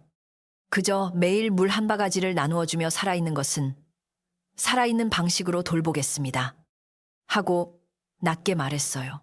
그 뒤로 마을 사람들은 연화의 집을 지나갈 때마다 장독대 곁에 흰 꽃을 보았어요. 누군가는 그것이 죽은 도윤이 남긴 마음이라 했고 누군가는 연화의 눈물에서 난 꽃이라 했지요. 하지만 연화는 어느 말에도 고개를 끄덕이지 않았어요. 그녀에게 중요한 것은 그 꽃의 정체가 아니었어요. 한때 차가운 옥반지를 훔치려 했던 손으로 이제 따뜻한 물을 주고 무너질 뻔한 집에서 다시 밤 냄새를 피워 올리고 있다는 사실이 더 소중했지요. 첫서리가 내리던 밤, 연화는 꽃이 시들기 전 마지막으로 도윤의 무덤에 올랐어요. 손에는 그 흰 꽃 한 송이가 아니라 집에서 지은 따뜻한 죽 한 그릇만 들려 있었지요. 무덤 앞에 앉은 그녀는 오래 침묵하다가 부드럽게 말했어요. 당신이 남긴 약속을 제가 한때 잘못 붙들었습니다. 이제는 놓아야 할 것은 놓고 지켜야 할 것은 마음으로 지키겠습니다. 산바람이 소나무 사이로 지나갔고 연화는 그 바람 속에서 더 이상 원망도 두려움도 듣지 않았어요. 다만 아주 먼 곳에서 편히 잠든 사람의 고른 숨결 같은 평안을 느꼈어요. 그날 이후 장독대 곁의 꽃은 겨울마다 시들고 봄마다 다시 돋아났어요. 연화는 늙어갈 때까지 그 자리를 비워두지 않았고 마을 사람들도 그 집 앞을 지날 때면 목소리를 낮추었어요. 그것은 무서운 귀신 이야기가 아니라 사람이 욕심 앞에서 흔들렸더라도 진심으로 뉘우치고 다시 따뜻한 이를 쌓으면 집도 마음도 천천히 살아난다는 이야기로 남았지요. 그리고 연화는 해마다 첫 꽃이 피는 밤이면 등잔불을 낮게 켜두고 조용히 웃으며 이렇게 속삭였어요. 오늘도 집은 따뜻합니다. 그러니 부디 편히 쉬세요. 이 이야기는 죽은 이의 옥반지보다 더 무거운 것이 산 사람의 마음이라는 사실을 조용히 일깨워줍니다. 연화는 집을 지키고 시부모를 모시려는 착한 마음에서 잘못된 길에 발을 들였지만 아무리 절박한 이유가 있어도 남의 잠과 약속을 함부로 깨우면 그 죄는 결국 자기 손끝에 푸른 흔적으로 돌아온다는 것을 깨달았습니다. 사람은 가난 때문에 흔들릴 수 있고 두려움 때문에 어리석은 선택을 할 수 있습니다. 그러나 중요한 것은 잘못을 끝까지 숨기는 것이 아니라 밝은 곳에 꺼내놓고 진심으로 뉘우치며 다시 바른 길을 걷는 일입니다. 이 이야기를 바라보는 나는 연화를 벌받아야 할 사람으로만 보고 싶지 않습니다. 그녀는 약한 사람이었지만 끝내 진실을 말할 용기를 낸 사람이었고 그 용기 덕분에 집도 마음도 죽은 이의 잠도 다시 제자리를 찾았습니다. 그러니 우리도 살면서 아무리 힘든 밤을 만나더라도 남의 슬픔을 이용하지 말고 욕심으로 사랑을 더럽히지 말며 지켜야 할 것은 물건이 아니라 마음의 따뜻함이라는 것을 잊지 말아야 합니다. 진심으로 뉘우친 사람에게는 다시 살아갈 길이 열리고 차가워진 집에도 언젠가는 따뜻한 밤 냄새가 돌아오는 법입니다.